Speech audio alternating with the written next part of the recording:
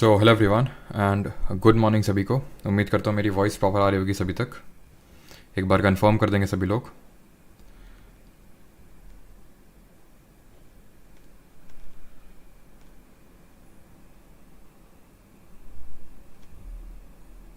चलो, और आज हम लोग देखेंगे सबसे इम्पॉर्टेंट चैप्टर पॉलिटी का, and that is fundamental rights, जिसको हिंदी में बोलते हैं मौलिक अधिकार।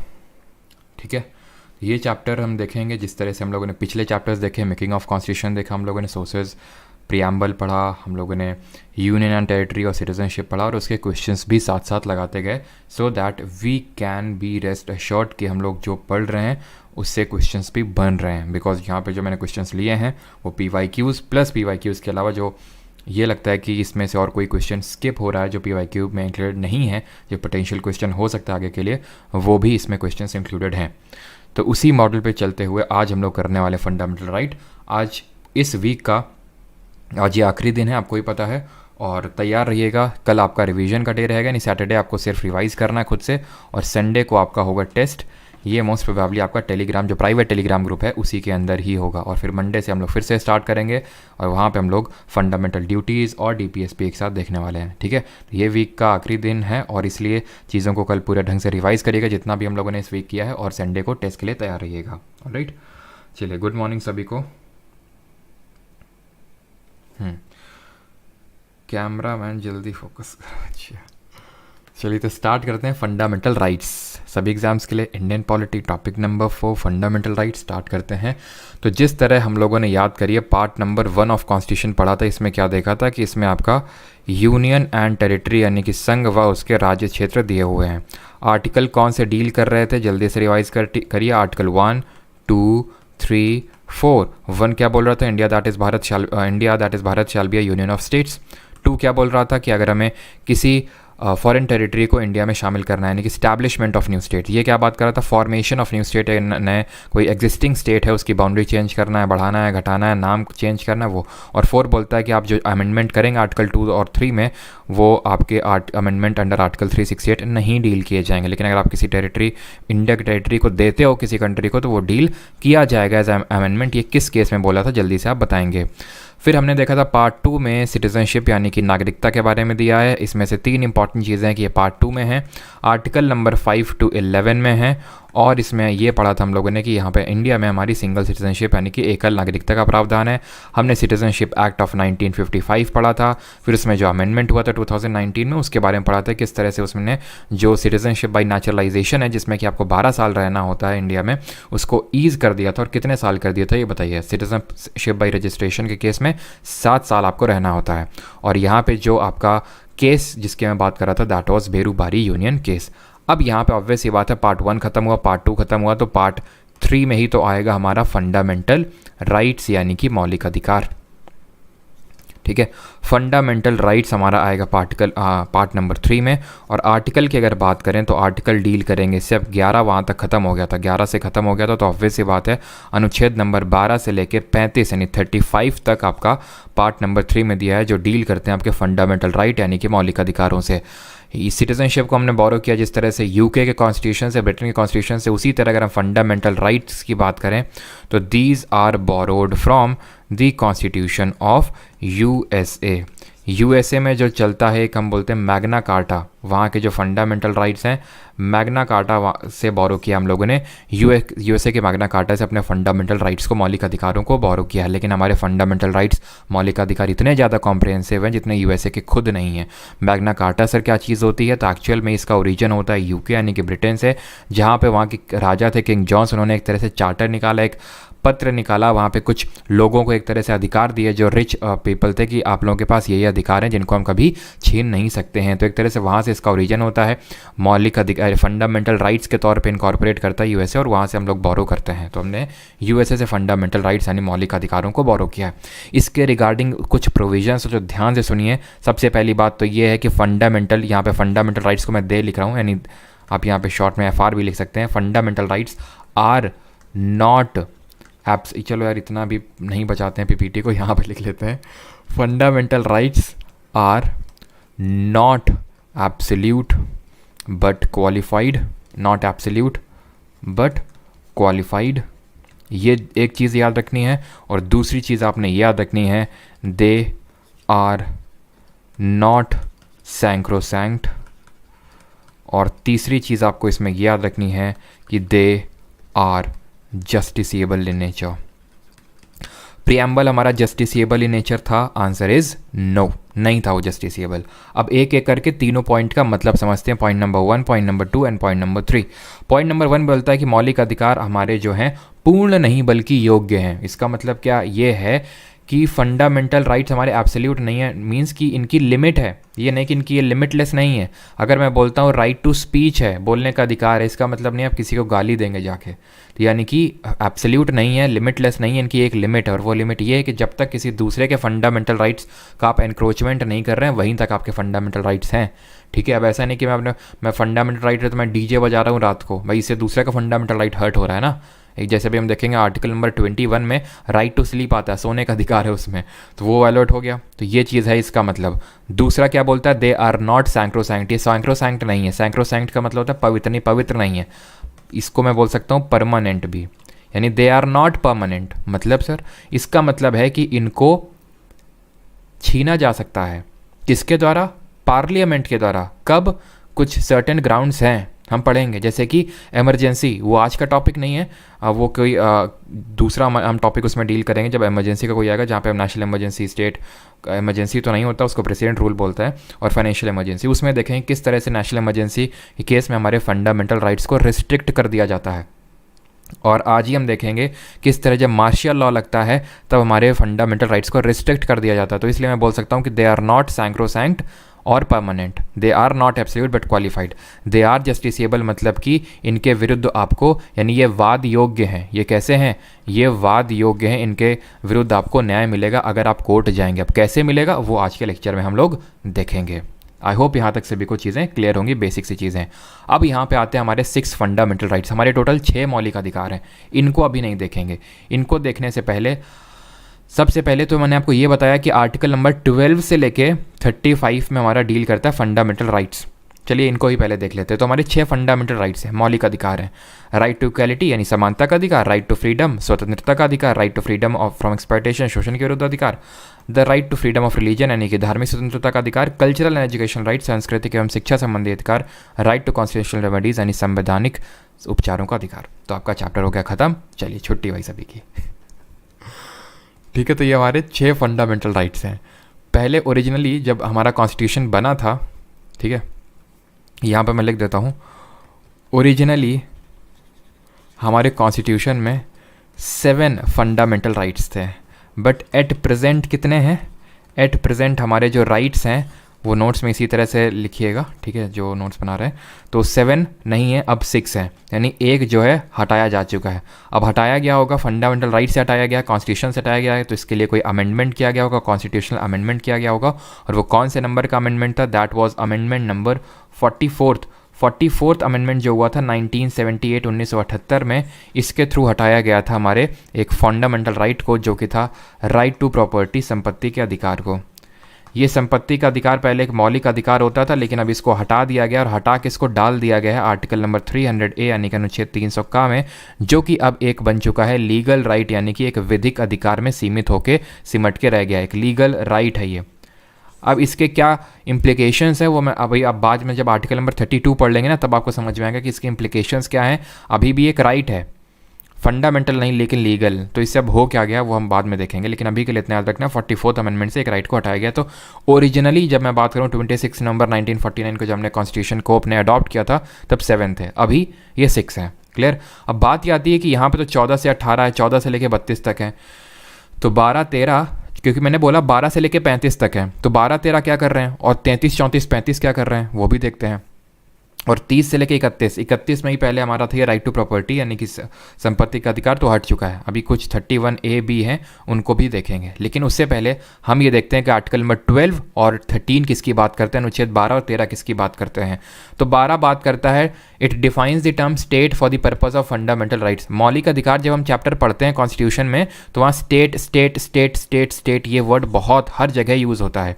तो आर्टिकल 12 पहले ही बता रहा है, बेटा ये जो तुम स्टेट स्टेट देखोगे ना, इसका मतलब तुम यूपी एमपी मत समझ लेना, ये जो स्टेट होते हैं 28 राज्य वो तो है ही है, लेकिन स्टेट का मतलब बहुत बड़ा है आर्टिकल फंडामेंटल राइट में। आर्टिकल नंबर 12 फंडामेंटल राइट के तहत स्टेट का जो टर्म यूज़ करेंगे हम, उसका मतलब है देश की संसद, राज्य का विधानसभा, यानी राज्य का जो मंत्री, एक तरह से बोल सकते हैं लेजिस्लेचर है, स्टेट लेजिस्लेचर, सरकार union government, state government, LIC, ONGC, जितनी भी सरकारी बॉडी सरकारी संस्थाएं हैं सब स्टेट के तहत आती हैं। तो ये स्टेट वो वाला मत समझिएगा कि बिहार और महाराष्ट्र और केरल, ये वाला स्टेट नहीं है। इस स्टेट में सारी चीज़ें आती हैं, एक तरह से सरकारी सारी संस्थाएं आती हैं, पार्लियामेंट से लेके LIC और ONGC तक हमारी सारी आर्टिकल 12 में आती हैं। तो अगर आपसे ये क्वेश्चन बन जाए कि स्टेटमेंट दे दे, मेंस में बहुत ज़्यादा चांसेस ये देने के कि आर्टिकल 12 में कौन कौन आता है, ऑल ऑफ द अबव मारना, मेरी मानो बस तुम, ठीक है। ऑल ऑफ द अबव मार के आना, 99.999% आंसर तुम्हारा सही होगा। अनटिल एंड अनलेस कि तुम्हें लगे नहीं ये तो स्टेट में हो ही नहीं सकता है, मतलब सब कुछ है आर्टिकल 12 में, ऐसे तुम समझ लो। तो उसके विरुद्ध हमें ये अधिकार प्राप्त हैं, स्टेट के विरुद्ध। क्लियर है। 13 क्या बोलता है? 13 बोलता है लॉज इनकंसिस्टेंट और in derogation with fundamental rights shall be null and void, shall be declared null and void by the Supreme Court or any of the court। मतलब ये बोलता है कि any law which is in contravention with the fundamental rights shall be declared null and void by the courts। इसका मतलब मैं फिर से रिपीट करता हूँ, इसका मतलब ये है कि अगर हमारा कोई भी कानून बनता है, कानून बनाता कौन है? लेजिस्लेचर सेंटर लेवल पे भी होता है, स्टेट लेवल पे भी होता है। तो अगर कोई ऐसा कानून बनाता है जो मौलिक अधिकार का हनन करता है, उसका वॉलेशन करता है, तो कोर्ट के पास पावर है कि उसको नल एंड वॉइड डिक्लेयर कर सकता है, यानी कि उसको अनकॉन्स्टिट्यूशनल, असंवैधानिक घोषित करता है। ये 13 बात करता है। अब ये लॉ में क्या क्या आएगा?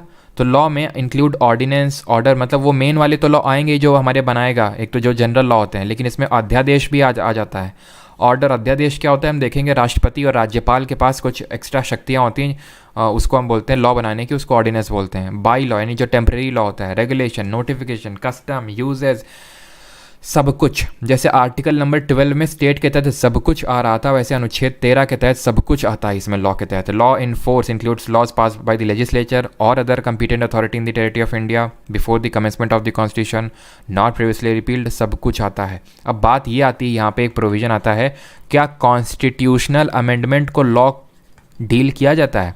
इस कॉन्स्टिट्यूशनल अमेंडमेंट यानी संवैधानिक संशोधन को हम लॉ डील करते हैं? तो आंसर इज नो। लेकिन सुप्रीम कोर्ट ने KBC case, the famous Kesavananda Bharati case, या बार बार देखोगे केशव नंदा भारती केस हुआ था 1973 में, ठीक है। इसमें सुप्रीम कोर्ट ने ये बोला कि ठीक है, कॉन्स्टिट्यूशनल अमेंडमेंट को डील तो नहीं किया जाएगा फंडामेंटल राइट के, मतलब आर्टिकल 13 के तहत, बट दैट डजंट मीन कि तुम संविधान में कोई संशोधन कर दोगे और ऐसा बहुत बड़ा चेंज कर दोगे और हम कुछ बोलेंगे ही नहीं। क्योंकि आर्टिकल 13 क्या बोलता है कि ये कोर्ट की जिम्मेदारी बनती है, ये एक तरह से जिम्मेदारी दी है उनको कि अगर कोई भी ऐसा कानून बन जाता है जो कि मौलिक अधिकारों का हनन करता है तो उसको आप नल एंड वॉइड डिक्लेयर करो। लेकिन इसमें लिखा है कॉन्स्टिट्यूशनल अमेंडमेंट को लॉ के तहत लॉ डील नहीं किया जाएगा। इसका मतलब है कि जो हमारा पार्लियामेंट है वो संविधान में संशोधन करके कोई भी फंडामेंटल राइट छीन सकता है। तो केशव नंदा भारती केस में बोला सुप्रीम कोर्ट ने, ठीक है हम उसको लॉ के तहत डील तो नहीं करेंगे, लेकिन अगर तुमने बेसिक स्ट्रक्चर, मूल ढांचे को तोड़ने की कोशिश करी तो उसको हम नल एंड वॉइड डिक्लेयर कर सकते हैं। अब ये बेसिक स्ट्रक्चर क्या है, ये संविधान में कहीं पे भी लिखा हुआ नहीं है, it is nowhere written in the constitution. ये बस सुप्रीम कोर्ट की ruling in the Kesavananda Bharati case में निकल के आया, जिसमें कि सुप्रीम कोर्ट ने बोला कि ये सारी चीज़ें बेसिक स्ट्रक्चर में आती हैं, जो कोई आपको जानने की ज़रूरत नहीं है, उनको नहीं छेड़ सकता है हमारा जो पार्लियामेंट है फिर state legislature. Is that clear? Article number 12 और 13 क्लियर है सभी को? तब मैं आपको बढ़ूँ एक्चुअल और फंडामेंटल राइट में आएंगे। उसने पहले ही बोल दिया है कि आर्टिकल 12 में क्या है, स्टेट की डेफिनेशन, 13 में क्या है कि कोई भी लॉ बनेगा वो नल एंड वॉइड डिक्लेयर कर दिया जाएगा अगर वो फंडामेंटल राइट के विरुद्ध है तो। क्लियर है? चलिए अभी स्टार्ट करते हैं आर्टिकल नंबर 14 से, राइट टू इक्वालिटी। फिर से समझ लीजिए, राइट टू इक्वालिटी स्टार्ट कर रहे हैं हम, समानता का अधिकार, यानी आर्टिकल नंबर 14 to 18, 14 देखेंगे, 15 देखेंगे, 16 देखेंगे, 17 देखेंगे, 18 देखेंगे, उतना ही देखेंगे जितना एसएससी के लिए नीड है, ठीक है। क्योंकि इस टॉपिक में तकरीबन मुझे आई थिंक जब मैं सीडीएस वगैरह के लिए पढ़ाता हूँ 3 दिन लगते हैं मेरे को, लेकिन यहाँ पे ख़त्म कर दूंगा विद क्वेश्चंस भी, और आप क्वेश्चन उठा के देख लीजिएगा। जब कोई क्वेश्चन ना बने ना, सीधे मेरे को व्हाट्सएप करो आपकी सर ये हम लोगों ने पढ़ा था और ये हम लोग बन नहीं रहा है। मैं तो खुला चैलेंज दे रहा हूँ आपको, ठीक है।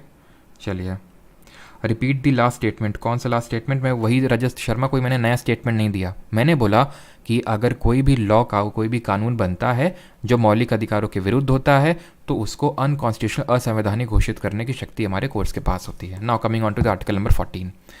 आर्टिकल 14 अनुच्छेद 14 बोलता है the state should not deny to any person equality before law and equal protection of law. Article 14 uses two expressions, equality before law and equal protection of law. Hindi में बताता हूँ, कानून के समक्ष समानता और कानून का समान संरक्षण। इक्वालिटी बिफोर द लॉ का मतलब होता है कानून के समक्ष समानता, और इक्वल प्रोटेक्शन ऑफ लॉ का मतलब होता है कानून का समान संरक्षण। इसका मतलब समझ लो जल्दी से। ये बोलता है कि हर कोई कानून के सामने समान है।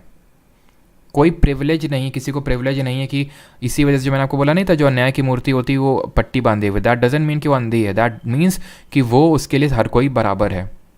अडानी हो चाहे आप हो, चाहे फिर कोई स्लम में रह रहा हो कोई बंदा हो, वो सब लोग समान हैं। लेकिन दूसरा बोलता है इक्वल प्रोटेक्शन ऑफ लॉ। इसका मतलब थोड़ा मतलब सिमिलर से लग रहे हैं लेकिन अंतर है। अंतर ये है कि इक्वल प्रोटेक्शन ऑफ लॉ का मतलब होता है like should be treated alike. Sir इसका मतलब क्या होता है? Like should be treated alike का मतलब होता है जैसे फॉर एग्जाम्पल गवर्नमेंट जो है कुछ सब्सिडी दे सकती है, कुछ भी कर सकती है जो मतलब बहुत ही सोशली या फिर इकोनॉमिकली बहुत बैकवर्ड हैं, उनको कुछ स्पेशल वो दे सकती है, प्रिविलेज दे सकती है, हम बोल सकते हैं, फिर स्पेशल कुछ अधिकार दे सकती है जो नॉर्मल जनता के लिए नहीं होंगे। ये मान लेते हैं, ये जैसे फॉर एग्जांपल ये हैं जो 8 लाख महीना से 8 लाख साल से ज़्यादा का कमाते हैं ये लोग, ये जो 8 लाख से कम का कमाते हैं, इनको 10% रिजर्वेशन मिलेगा गवर्नमेंट जॉब्स पे। तो ये जो सेक्शन है वो ये नहीं बोल सकता ये तो डिस्क्रिमिनेशन हो रहा है, ये तो इनको तो ज़्यादा प्रिविलेज मिल रहा है हमसे, तो ये प्रिविलेज नहीं कहलाता है। ये कहलाता है कि सेम ग्रुप को, यही बोलता है ये इक्वल प्रोटेक्शन ऑफ लॉ, कि सेम ग्रुप को सेम तरह से ट्रीट किया जाएगा। कहने का मतलब है कि सब्सिडी मिलती है जैसे 2 रुपये PDS के तहत, पब्लिक डिस्ट्रीब्यूशन स्कीम के तहत, कि 2 रुपये में गेहूँ और 3 रुपये में चावल, तो अडानी अंबानी कल को नहीं बोलेंगे हमको भी चाहिए। क्यों? क्योंकि वो ग्रुप को सिमिलर तरह से उसको अलग तरह से ट्रीट किया जाएगा और इस जो अडानी अंबानी वाला ग्रुप है इनको अलग तरह से ट्रीट किया जाएगा, लेकिन विद इन द ग्रुप इनको सेम ट्रीट किया जाएगा। ये नहीं, in with in the group discrimination नहीं हो सकता। आई होप आप समझ पा रहे हो। अगर नहीं समझ पा रहे हैं कोई दिक्कत नहीं, सीधा रट्टा मारो। आर्टिकल 14 का मतलब है equality before law and equal protection of law. Equality before law का जो कॉन्सेप्ट है, जो पहला वाला, ये अंग्रेजों के यहाँ से लिया है, यानी यूके यानी ब्रिटेन से लिया है, और इक्वल प्रोटेक्शन ऑफ लॉ ये हमने लिया अमेरिका के संविधान से। क्लियर हो गया यहाँ तक? अब आते हैं यानी कि equality to status and opportunity. अब आते हैं आर्टिकल नंबर 15 पे, अनुच्छेद नंबर 15 पे। इस पे क्वेश्चन भी आया था अभी CGL Tier 1 में, ठीक है। क्वेश्चन बड़ा अच्छी तरह से पूछा था उसने, ठीक है। क्वेश्चन उसने ये पूछा कि आप गए एक सिनेमा हॉल में, आपने देखा आपके बगल में आपकी मेट बैठी है, आपका ईगो हर्ट हो गया। अब आपका ईगो हर्ट हो गया, आपने मेट से बोला कि निकल लो यहाँ से। तो मेट के पास कौन सा राइट है, कौन से राइट का यूज़ कर सकती है, जिस राइट का यूज़ करके वो सिनेमा हॉल में बैठी रह सकती है और आपके खिलाफ केस भी कर सकती है और आपको जेल तक करवा सकती है। That was article number 15। कैसे? समझिए। ये बोलता है prohibition of discrimination on grounds of religion, race, caste, sex और प्लेस ऑफ बर्थ। यानी कि इन ग्राउंड्स पे रिलीजन, रेस, कास्ट, सेक्स और प्लेस ऑफ बर्थ के, उसमें इसको हिंदी में अगर मैं बात करूँ, धर्म, मूलवंश, जाति, लिंग और जन्म स्थान के आधार पर विभेद या प्रतिषेध नहीं किया जा सकता है। क्लियर है? नहीं, डिस्क्रिमिनेशन नहीं किया जा सकता है। The state shall not discriminate against any citizen on grounds only of religion, race, caste, sex और place of birth any of them. Only का मतलब है कि कोई अदर ग्राउंड में डिस्क्रिमिनेशन हो सकता है, पॉसिबल है, और इन ग्राउंड्स में नहीं हो सकता है। No citizen shall on grounds only of religion, race, caste, sex और place of birth be subjected to any disability, liability और रिस्ट्रिक्शन और कंडीशन विद रिगार्ड टू। ये 15 का सब क्लॉज 2 बोलता है, ठीक है। ये बोलता है कि access to shops, public restaurant, hotels, places of public entertainment. तो वो जो मेड वाला केस था वो क्या था? पब्लिक एंटरटेनमेंट पे उसके खिलाफ आप डिस्क्रिमिनेशन कर रहे थे। ना तो स्टेट कर सकता है, स्टेट का मतलब समझ गया ना क्या? स्टेट का मतलब सरकारी कोई एजेंसी, और ना आप कर सकते हैं, क्योंकि यहाँ पे लिखा हुआ है कि किसी भी सिटीज़न को ये सारी चीज़ें एक्सेस करने से नहीं मना किया जा सकता है। दुकान हो गई, पब्लिक रेस्टोरेंट हो गए, होटल्स हो गए और public entertainments. The use of well हो गया, ठीक है, कुएं का यूज़ कोई नहीं कर सकता, ऐसा नहीं, क्योंकि पहले के ज़माने में यही होता था कि भाई जब ऊंची जात के लोग, इस तरह से होता था कि जब पानी भर के चले जाएंगे तब नीची जात वाले भरेंगे, ऐसा मतलब गंदी व्यवस्था थी पहले हम लोग के यहाँ, ठीक है। तो उस चीज़, इसलिए 15 आर्टिकल 15 को जोड़ा गया। तो use of wells, tanks, bathing ghat, road, places of public resort, इन सब को यूज़ करने का सभी के पास इक्वल राइट है, समान अधिकार है। ये आर्टिकल 15 बोलता है। नहीं, आर्टिकल 15 घुमा फिरा के मैं ये बोल सकता हूँ कि राइट टू, मतलब राइट अगेंस्ट डिस्क्रिमिनेशन है ये। राइट यानी भेदभाव के विरुद्ध अधिकार हमें प्राप्त है आर्टिकल 15 से। इस पर एक मूवी भी बनी थी, अगर किसी को याद हो। वो कौन था, वो जिसको भी यूनेस्को ने अपना ब्रांड एम्बेसडर बनाया था, आयुष्मान खुराना, वो इसमें लीड रोल में थे। खैर, अब आते हैं आर्टिकल नंबर 16 में, अनुच्छेद 16 में। 14, 15, 16, 17, 18 सारे इक्वालिटी वाले राइट है, राइट टू इक्वालिटी, समानता के अधिकार। हम अब अंतर देख रहे हैं। 14 में देखा right to equality before law and equal protection of laws. 15 में क्या देखा, राइट अगेंस्ट डिस्क्रिमिनेशन, भेदभाव नहीं हो सकता है कि जो पब्लिक प्लेसेस हैं, यानी कि बाथिंग घाट हो गए, शॉप्स हो गए, रेस्टोरेंट हो गए, पब्लिक एंटरटेनमेंट हो गए, वेल्स हो गए, इन सबको यूज़ करने से किसी को मना रोका नहीं जा सकता है। आर्टिकल 16 की बात करते हैं। अनुच्छेद 16 क्या बोलता है? ये बोलता है equality of opportunity in matters of public employment, यानी कि लोक नियोजन में अवसर की समानता। यानी जब सरकारी नौकरी का आवेदन निकलेगा तो उसमें सभी को समान अवसर मिलना चाहिए। इसमें यह लिखा हुआ है, जैसे यहाँ पे लिखा हुआ है कि state shall not discriminate against any citizen on ground of religion, race, caste, sex और प्लेस ऑफ बर्थ। वैसे इसमें भी लिखा है कि स्टेट जो है वो डिस्क्रिमिनेट नहीं कर सकता है ऑन दिस ग्राउंड। रिलीजन, जो 15 वाले आर्टिकल में वो सारे हैं इसमें, religion, race, caste, sex, place of birth and descent. इसमें एक एक्स्ट्रा है, डिसेंसी, यानी एक तरह से जो प्लेस ऑफ रेजिडेंस है उस वो भी यहाँ पे इंक्लूडेड है। यानी कि इन ग्राउंड पे धर्म हो गया, जाति हो गई, लिंग हो गया, मूल वंश हो गया, जन्म स्थान हो गया, इन ग्राउंड्स में या फिर इन पर्टिकुलर मैटर्स पे जो स्टेट हमारा डिस्क्रिमिनेट नहीं कर सकता, किसी और मैटर में कर सकता है। जैसे वो ये बोल सकता है कि जिसके पास डॉक्टरेट की डिग्री होगी वही इस पोस्ट के लिए अप्लाई कर सकता है, जो ग्रेजुएट होगा वो इसके लिए अप्लाई कर सकता है। यानी कि यहाँ पे डिस्क्रिमिनेशन, इक्वालिटी नहीं है ना, यहाँ पे डिस्क्रिमिनेशन किया जा रहा है ना, किस बेसिस पे? एजुकेशनल क्वालिफिकेशन के बेसिस पे एक तरह से डिस्क्रिमिनेशन। तो इसको नहीं बोलना सही रहेगा, लेकिन फिर भी आप इसको बोल सकते हैं, क्योंकि यहाँ पर रिलीजन, रेस, कास्ट, सेक्स और प्लेस ऑफ बर्थ लिखा हुआ है और यह ओनली शब्द भी लिखा हुआ है, यानी कि किसी अदर ग्राउंड में हो सकता है। Is that clear? तो एजुकेशन और क्वालिफिकेशन को क्यों हमारा जो गवर्नमेंट है वो एक क्राइटेरिया बना देती है और बना सकती है, क्योंकि उसके पास कॉन्स्टिट्यूशनल ये हक है। अब यहाँ पे इस केस से कुछ, इस पर्टिकुलर आर्टिकल से कुछ केसेस रिलेटेड हैं, वो केसेस देख लीजिए। एक्चुअल में आर्टिकल 16(4) बात करता है रिजर्वेशन देने की। आर्टिकल नंबर 16 जो सब क्लॉज 4 है वो रिजर्वेशन देने की बात करता है कुछ पोस्ट में।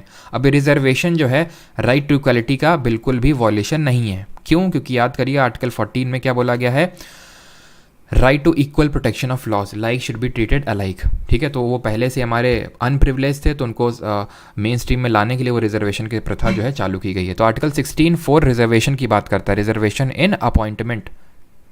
इससे रिलेटेड कुछ केस हैं, वो केस आप याद रखिए, Balaji versus state of Mysore case.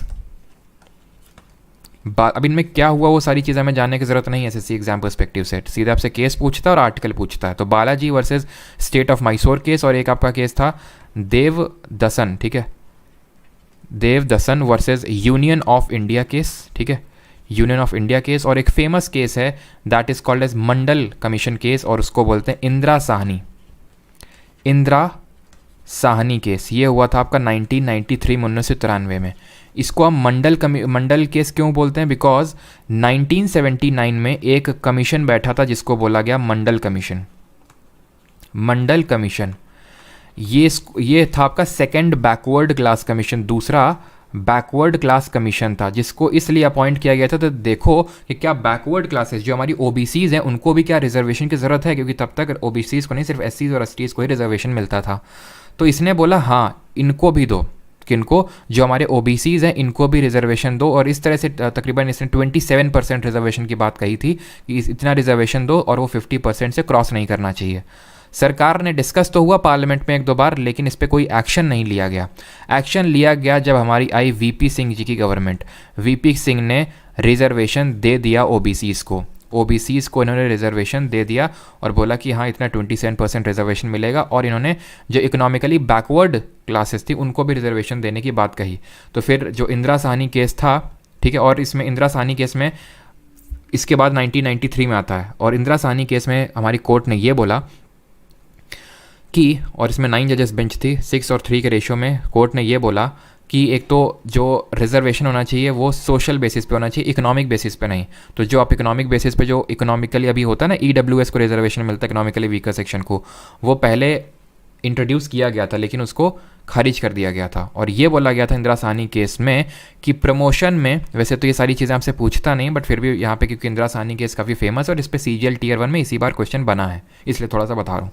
तो प्रमोशन में रिजर्वेशन नहीं चलना चाहिए, रिजर्वेशन नहीं होना चाहिए, और जो रिजर्वेशन है वो 50% एक्सीड नहीं करना चाहिए। ये 2 बातें बोली थी हमारे इंदिरा साहनी केस में, बस इतना ही हमें ध्यान रखना। आर्टिकल 16 से रिलेटेड हैं तीनों केसेस, बालाजी वाला केस, देवदसन वाला और इंदिरा साहनी केस। अब आते हैं आर्टिकल 17 पे। आर्टिकल 17 में बस इतना याद रखना है कि ये छुआछूत, जिसको कि हिंदी में बोलते हैं अस्पृश्यता, अस्पृश्यता का उन्मूलन की बात करता है, छुआछूत नहीं की जा सकती, वो आर्टिकल नंबर 17 बोलता है। अभी मैं आपको एक ट्रिक भी बता दूंगा जिससे आपको काफ़ी सारे आर्टिकल आप याद हो जाएंगे आराम से, लेकिन पहले समझना इंपॉर्टेंट है। तो अनुच्छेद 16 अनटचबिलिटी की बात करता है, इसमें और कुछ ज़्यादा समझने की ज़रूरत है नहीं। इसके बाद आते हैं आर्टिकल नंबर 18 में, अनुच्छेद नंबर 18। अनुच्छेद 18 बोलता है अबॉलिशन ऑफ टाइटल। क्या बोलता है ये? एबॉलिशन ऑफ टाइटल, यानी कि जो हमारी सरकार या फिर जो स्टेट है ना, स्टेट वो टाइटल नहीं दे सकता है, यानी कि जो सरकार है वो उपाधि नहीं दे सकती है।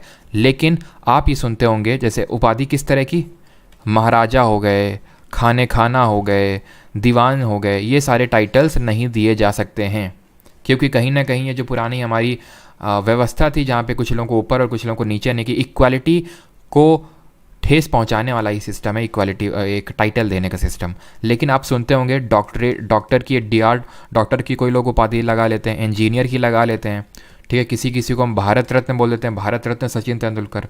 तो ये टाइटल दे सकती है हमारा स्टेट। इसके पीछे का लॉजिक ये है कि किसी की एजुकेशनल या फिर मिलिट्री एक्सीलेंस को ऑनर करने के लिए हमारी स्टेट टाइटल्स दे सकती है, यानी कि सरकार सैन्य व शैक्षणिक क्षेत्रों में टाइटल्स दे सकती है। क्यों? क्योंकि उस बंदे ने मेहनत करके वो टाइटल उपाधि हासिल की है, उसको वो खैरात में हेरिडेटरी तौर पे नहीं मिली कि अगर मेरे पापा महाराजा थे तो मुझे भी महाराजा बोला जाएगा। वो फिर मैंने गेन नहीं किया, वो बस मुझे खैरात में हेरिडेटरी मिल गई। तो हेरिडेटरी टाइटल्स को एलिमिनेट करना मेन एम है आर्टिकल नंबर 18 का। समराइज कर लेते हैं, और किसी का कोई डाउट हो तो ज़रा पूछिए इन 4 आर्टिकल्स में, 5 आर्टिकल्स में, ठीक है। 14 क्या बात करता है? Equality before law and equal protection of law. 15 prohibition of discrimination only on the ground of religion, race, caste, sex of place of birth, यानी कि इसमें आपको पब्लिक प्लेसेस यूज़ करने से मना नहीं किया जा सकता है। 16 बात करता है कि लोक नियोजन में अवसर की समानता, यानी कि equality of opportunity in terms of public employment. 17 अस्पृश्यता का उन्मूलन, एबोलिशन ऑफ अनटचेबिलिटी। और article number 18 abolition of title, military academic distinctions are however exempted. Titles abolished हैं लेकिन मिलिट्री एकेडमिक वाले टाइटल्स एग्जेम्प्टेड नहीं हैं, ठीक है, नो डाउट। सर कोर्स कैसे लें? एप्लीकेशन है परमार अकेडमी, वहाँ से। सर अंकिता को आउश क्या है सर? आर्टिकल 16 फो करंट में वी है 2021, ये भी बताइए। बिल्कुल है, करंट में बिल्कुल है। क्लियर है यहाँ तक सभी को? क्लियर है यहाँ तक? और प्रोहिबिशन ऑफ डिस्क्रिमिनेशन, अब देखो इसमें एक्सेप्शंस हैं, ठीक है, कुछ एक्सेप्शन पूछ रहे हैं तो आपको एक्सेप्शन भी बता देता हूँ। एक्सेप्शन हैं जैसे कि अपवाद हैं इसमें, वो हम प्रेसिडेंट और गवर्नर चैप्टर में पढ़ेंगे, पार्लियामेंट चैप्टर में पढ़ेंगे। क्या एक्सेप्शन है वहाँ देखेंगे कि जो हमारे राष्ट्रपति हैं उनको किसी भी क्रिमिनल लॉ में अरेस्ट किया ही नहीं जा सकता है, ठीक है, तो एक तरह से डिस्क्रिमिनेशन तो हो रहा है फिर, लेकिन वो एक्सेप्शन अपवाद है। हमारे जो एमपीज़ और एमएलएज़ हैं, जब सदन चल रहा है और सदन के 40 दिन पहले 40 दिन बाद उनको अरेस्ट नहीं किया जा सकता है। ये कुछ एक्सेप्शंस हैं जो हम उन पर्टिकुलर उसमें देखेंगे। तो ये मत सोचिएगा इनमें अपवाद नहीं है, लेकिन जब वो आएंगे पर्टिकुलर चैप्टर्स तो वहाँ पे देखेंगे, ठीक है। अब बढ़ते हैं आगे, 18 तक हो गया। अब स्टार्ट करते हैं आर्टिकल नंबर 19 से। 19 से लेके 22 तक आपके दिए हैं राइट टू फ्रीडम, यानी कि आज़ादी का अधिकार बोल सकते हैं हिंदी में। वाक और अभिव्यक्ति की स्वतंत्रता का अधिकार। ये सर इमरजेंसी में मेंस, क्या emergency mains Golaknath case fundamental right से रिलेटेड है ना? बिल्कुल रिलेटेड है, वो भी देखेंगे, चिंता क्यों कर रहे हैं। गोलकनाथ केस में सुप्रीम कोर्ट ने ये बोला था कि फंडामेंटल राइट्स को अमेंड नहीं किया जा सकता, लेकिन ये जब हम डीपीएसपी पढ़ेंगे ना तो वहाँ पे देखेंगे, क्योंकि डीपीएसपी में ही से इन्वॉल्वमेंट है इनका। गोलकनाथ केस, केशव नंदा भारती केस और मिनर्वा मिल केस, तीनों केस उसी में देखेंगे। क्लियर है? बेसिक स्ट्रक्चर मीन्स प्रियम्बल, बिल्कुल नहीं डीपी, ये लिख रहे हैं बेसिक स्ट्रक्चर का मतलब प्रियम्बल है, बिल्कुल नहीं। बेसिक स्ट्रक्चर का कुछ लेना देना नहीं है प्रियम्बल से। प्रियम्बल समरी है कॉन्स्टिट्यूशन की, बेसिक स्ट्रक्चर जो कि कॉन्स्टिट्यूशन का हिस्सा है, बेसिक स्ट्रक्चर कॉन्स्टिट्यूशन का पार्ट नहीं है, नहीं कॉन्स्टिट्यूशन में कहीं लिखा हुआ है, वो सुप्रीम कोर्ट की रूलिंग इन दी केबीसी केस उसमें निकल के आया है। ठीक है? और सर मास्टर ब्लास्टर उड़न परी ये कौन देता है? ये खुद से लिए जाते हैं, एंजल प्रिया हो गए, ठीक है, और रैपर महाराजा इस टाइप के जो टाइटल होते हैं ये खुद ले लेते हैं लोग, स्टेट नहीं देता ये। ठीक है? आर्टिकल नंबर 19 ये बात करता है वाक और अभिव्यक्ति की स्वतंत्रता का अधिकार, protection of speech, right to freedom of speech and expression. इसमें टोटल 6 तरह के राइट आते हैं। Right to freedom of speech and expression, right to assemble peacefully without arms, right to form associations और unions, right to move freely without through the territory of India, right to reside and settle in any part of India, right to hold and dispose of property and right to practise any profession. देखिए ध्यान से समझिए, अभी मैं आपको ये बताऊंगा, सारे याद हो जाएंगे और ऑर्डर में याद होंगे। तो पहली बात तो ये जो ग्रीन में है ना, right to hold and dispose of property, आपको पता है 44th अमेंडमेंट के थ्रू इसको हटा दिया जा चुका है। ठीक है? ये आर्टिकल 31 में भी था और article number 19 sub clause F में भी घुसा हुआ था, यहाँ से भी इसको निकाल फेंका गया। यानी कि अब आर्टिकल नंबर 19F में अगर आपसे कोई पूछे क्या है तो कुछ है ही नहीं, that is omitted from the 44th amendment. अब यहाँ पे 6 राइट हैं, तो ये ए हो गया, बी हो गया, सी हो गया, डी हो गया, ई हो गया। अब ये मत समझिएगा कि एफ में छठा आएगा, एफ है ही नहीं। एक पहली बात तो ये, इसको याद कैसे रखेंगे? इसको याद रखेंगे इस तरह से, सामरो। ठीक है? सामरो करके इसको याद रखिए। ऐसे हो गया स्पीच एंड एक्सप्रेशन, यानी कि आपको कुछ भी बोलने का अधिकार है। अब ये जो हमारे आर्टिकल नंबर 19 के जो राइट्स हैं ना, वो रीजनेबल रिस्ट्रिक्शंस के तहत आते हैं, यानी इनमें उचित प्रतिबंध लगाए गए हैं। इसका मतलब होता है उचित प्रतिबंध। दैट मीन्स कि हर ये जो आप देख रहे हैं ना ए बी सी, इसमें रीजनेबल रिस्ट्रिक्शंस है। कुछ क्या क्या रिस्ट्रिक्शंस हैं? जैसे कि स्पीच और एक्सप्रेशन के केस में है रीजनेबल रिस्ट्रिक्शन कि आप किसी को डिफेम नहीं कर सकते हैं, आप कोर्ट के ऑर्डर का कंटेम्प्ट नहीं कर सकते हैं, उसकी अवहेलना नहीं कर सकते हैं। ये कुछ इसमें रीजनेबल रिस्ट्रिक्शंस हैं। ठीक? Right to assemble peacefully without arms, ये ए से हो गया, आर्म्स या फिर असेंबल, राइट टू असेंबल यानी आप कहीं भी इकट्ठा हो सकते हैं बिना हथियार के। इसमें क्या रीजनेबल रिस्ट्रिक्शंस हैं कि आप पब्लिक ऑर्डर को ख़राब नहीं कर सकते हैं। ठीक है? पब्लिक ऑर्डर या फिर सॉवरेनिटी और इंटेग्रिटी ऑफ कंट्री को हर्ट नहीं कर सकते हैं। सॉवरेनिटी और इंटेग्रिटी तो ऑलमोस्ट सब में है, तो पब्लिक ऑर्डर को आपको नहीं ख़राब करना है। जिस तरह से एक यूट्यूबर थे गौरव तनेजा करके, आपने सुना होगा, तो उन्होंने क्या किया कि भाई वो कर लिया कि भाई सभी लोग एक क्या उसको बोलते हैं, मीटअप, हाँ मीटअप रखते हैं एक मेट्रो स्टेशन, उन्होंने मीटअप रखा। अब उससे क्या हुआ, पब्लिक ऑर्डर ख़राब हो गया, तो उनको अरेस्ट कर लिया गया और थाने ले जाया गया। क्यों? अब वो ये नहीं बोल सकते कि I have right to assemble, क्योंकि फिर पुलिस ये बोलेगी कि उसमें बेटा रीजनेबल रिस्ट्रिक्शंस भी लगे हुए हैं। फिर इसी वजह से उन्होंने लॉ की पढ़ाई भी चालू कर दी अब। ठीक है? तो रीजनेबल रिस्ट्रिक्शंस, उचित प्रतिबंध लगे हुए हैं। Clear? Right to form associations और यूनियंस, आप कोई एसोसिएशन बना सकते हैं, संगठन बना सकते हैं, लेकिन संगठन ये ना होना चाहिए खालिस्तान जैसा संगठन। अगेन वो सॉवरेनिटी ऑफ कंट्री को हर्ट कर रहा है। कैसे सॉवरेनिटी को हर्ट कर रहा है या इंटेग्रिटी को हर्ट कर रहा है? क्योंकि हमारा कंट्री इंटीग्रल है। ठीक है? हर जो पार्ट है स्टेट है वो इंटीग्रल पार्ट ऑफ कंट्री। और हमने कल देखा था आर्टिकल नंबर 1 के 2 इम्प्लीकेशंस थे, उनमें से एक इम्प्लीकेशन ये था कि states have no right to secede from the union. ठीक है? यानी कि स्टेट का ऐसा नहीं कि हमें अलग होना है, तो ऐसा नहीं कि खालिस्तान हमें अलग होना है। चमाट पड़ेगा, और कैसे चमाट पड़ रहा है आप जान भी रहे हैं। यही नहीं पड़ रहा है, कनाडा और यूएस में चुन के मारे जा रहे हैं खालिस्तानी जो ये हैं, जो जिनको ये एक्सटर्नल फंडिंग मिल रही है पाकिस्तान और चाइना जैसी और कनाडा जैसी कंट्री से। इनको तो कोई एक्शन लेना नहीं, तो हम ही लोग वहाँ जा के मार रहे हैं। खैर, ये हो गया association. Right to move freely throughout the territory of India, आप कहीं पर भी जा सकते हैं। अब इसमें क्या रीजनेबल रिस्ट्रिक्शन है? जो जैसे हमारे प्रोस्टिट्यूट्स वगैरह हो गए, वो हर जगह नहीं जा सकते हैं पब्लिक प्लेसेस पे। आप भी कई जगह, जैसे नॉर्थ ईस्ट में चले जाइए, कई जगहों में ILP सिस्टम है, इनर लाइन परमिट इसको बोलते हैं, कि आपको जैसे आप पासपोर्ट लेके जाना पड़ता है दूसरी कंट्री में, उसी तरह कुछ एरिया हमारे नॉर्थ ईस्ट में अगर आप चले जाओ तो वहाँ पे इनर लाइन परमिट लेना होगा, तब आपको जाना होगा। कुछ ऐसे एरिया जहाँ पे आप जा ही नहीं सकते हैं। अब ये नहीं बोलेंगे I have right to move freely throughout the territory of India. Reasonable restriction है कि अगर कहीं पे स्टेट ने रिस्ट्रिक्ट कर रखा है तो वहाँ पर आप नहीं जा सकते हैं, कंसिडरिंग कि वो थोड़ा सा काफ़ी एक सेंसिटिव जोन हो सकता है वो। To reside and settle in any part of India, आप कहीं पे भी घर ले सकते हैं, इसमें भी एक्सेप्शन है। पहले इसमें एक्सेप्शन होता था आर्टिकल नंबर 35A, अनुच्छेद 35 का, जो ये बोलता था कि आप जम्मू कश्मीर में ऐसी प्रॉपर्टी नहीं ले सकते हैं, लेकिन आप जानते हैं कि उसको अब ख़त्म किया जा चुका है। लेकिन अब इसमें क्या है, जैसे कि right to move freely throughout the territory of India में एक्सेप्शन रीजनेबल रिस्ट्रिक्शन है, वही रीजनेबल रिस्ट्रिक्शन इसमें भी है कि सरकार बोल सकती है कि आप इस पर्टिकुलर, जैसे कि फॉर एग्जांपल कहीं पे ट्राइबल ग्रुप है, आपको अंडमान निकोबार में आप ऐसे नहीं बोल सकते अंडमान निकोबार इंडिया का एक इंटीग्रल पार्ट है तो वहाँ पर हमें घर लेना है। घर क्या लेना, आप जा भी नहीं सकते, कुछ ऐसे एरिया जहाँ पे हमारे ट्राइब्स रहती हैं, ठीक है, तो वो रीजनेबल रिस्ट्रिक्शंस हैं, ये तो हटाया जा चुका है। और जी बात करता है टू प्रैक्टिस, तो याद रखिएगा, अगर मैं पूछ लूँ छठा राइट कौन सा है, तो छठे के मैं बात कर रहा हूँ रीजनिंग वाला, ये मत लगा देना कॉन्सेप्ट कि एफ जो है सिक्स्थ होता है, ठीक है। यहाँ पे जो जी है इसमें आपका 6 फंडामेंटल राइट लिखा हुआ है आर्टिकल नंबर 19 के तहत, and that is to practise any profession और टू डू और to carry on any occupation, trade और बिजनेस, यानी आप कोई भी धंधा कर सकते हैं। रीजनेबल रिस्ट्रिक्शन इसमें क्या हो सकता है, उचित प्रतिबंध कि धंधा कर सकते हैं, दैट डजंट मीन कि मैं मानव तस्करी करूँगा, मैं ड्रग ट्रैफिकिंग करूँगा, ठीक है, ये सब नहीं चलेगा, तो ये एक्सेप्शन है इसमें। और इसके अलावा आप कोई भी धंधा कर सकते हैं, ये हमारे आर्टिकल नंबर 19 के तहत। इसको याद करने की ट्रिक क्या है, साम रूप। एस से हो गया स्पीच एंड एक्सप्रेशन, ए से हो गया right to assemble, right to form association, right to movement, right to reside and settle in any part of India, right to occupation, साम रूप, ठीक है, सामरो। आते हैं अब आर्टिकल नंबर 20 पे, अनुच्छेद 20, ये बात करता है protection and respect of conviction for offences, यानी अपराधों के लिए सजा या फिर दोष सिद्धि के संबंध में संरक्षण प्राप्त है आपको आर्टिकल नंबर 20 के तहत।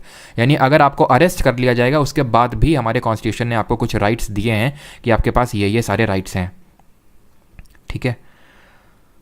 बिल्कुल आर्यमान सिद्धांत, उसमें कुछ रिस्ट्रिक्टेड एरियाज़ है, वहाँ पे आप नहीं जा सकते, उसका सीन अब मैं तुम्हें क्या बताऊँ, है यहाँ पे उतना डीप में आपको पढ़ने की ज़रूरत है नहीं कि उसका सीन आपको यहाँ पे क्रिएट करो। आर्टिकल नंबर 20 की अगर बात करें तो ये बात करते हैं अपराधों के लिए सजा या फिर दोष सिद्धि के संबंध में संरक्षण। आपको अरेस्ट कर लिया गया, ठीक है, जम की कुटाई हो रही है आपकी, एकदम समझ रहे हो इंटेंसिटी को मेरी, तो जम की कुटाई हो रही है, पुलिस आपसे बोल रही है कि कल बेटा तुम्हें वहाँ ले चलेंगे, कहाँ पे, कोर्ट में, और तुम्हें अपने खुद के खिलाफ गवाही। चलो एग्जाम्पल ले लेते हैं, इन तरह के एग्जाम्पल से आप बेटर समझ पाते हैं, ठीक है। तो चलिए यहाँ पे एग्जाम्पल लेते हैं, मान लेते हैं यहाँ पे हमारे, मान लेते हैं ये पर्सन है, पर्सन ए है, ठीक है। अब यहाँ पे मैं नाम ले लूँगा तो कुछ हर्ट हो जाएंगे, ये हमारे पर्सन ए है, ठीक है, मिस्टर ए है और ये मिसेस बी है।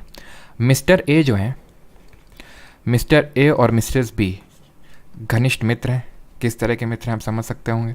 तो इन्होंने क्या सोचा कि ये दुनिया, मतलब इन्होंने नेहा कक्कड़ का गाना सुना और इन्होंने बोला कि ये दुनिया हमें जीने नहीं देगी और चलो भाग चलते हैं अब यहाँ से, अब ये दुनिया हमें जीने नहीं देंगे और हम अकेले से रहना चाहते हैं, ठीक है, एक साथ, ठीक है। तो ये दोनों लोग आपसी सहमति से भागे, मिस्टर ए और मिसेस बी। फिर मिसेस बी के घर वाले जो है पहुँच गए या फिर बीच रास्ते में ही रोक लिया। मिस्टर बी को तो भेज दिया घर, मिस्टर ए को ले गए थाने पकड़ के और पुलिस वालों को दिए पैसे कि जम के सुताई करो इनकी, ठीक है, जम के सुताई करो और इनसे कबूलनामा कराओ कि इनसे जो है ज़बरदस्ती हम भगा के ले गए, ऐसे करके, ठीक है। अब ये जो पुलिस वालों ने बोला उनसे जी हुजूर, क्योंकि वो जो मिसेस बी थी वो काफ़ी अमीर घर की थी, तो उन्होंने खूब पैसा भरा थाने वालों को, पुलिस वालों को, कि इनको जम के इनकी पहले तो सुताई करो और इनसे ज़बरदस्ती, इनसे ये बुलाओ कि ये इन्होंने ज़बरदस्ती भगा के ऐसे करके ले गए हैं, और कल जो कोर्ट में इनकी जब पेशी होगी तो यही आप कबूलेंगे। तो पुलिस ने इनको खूब बोला और पुलिस ने खूब मारा और मिस्टर ए कबूल भी गया कि ठीक है हम कल ये कबूल लेंगे कोर्ट में पेशी हुई।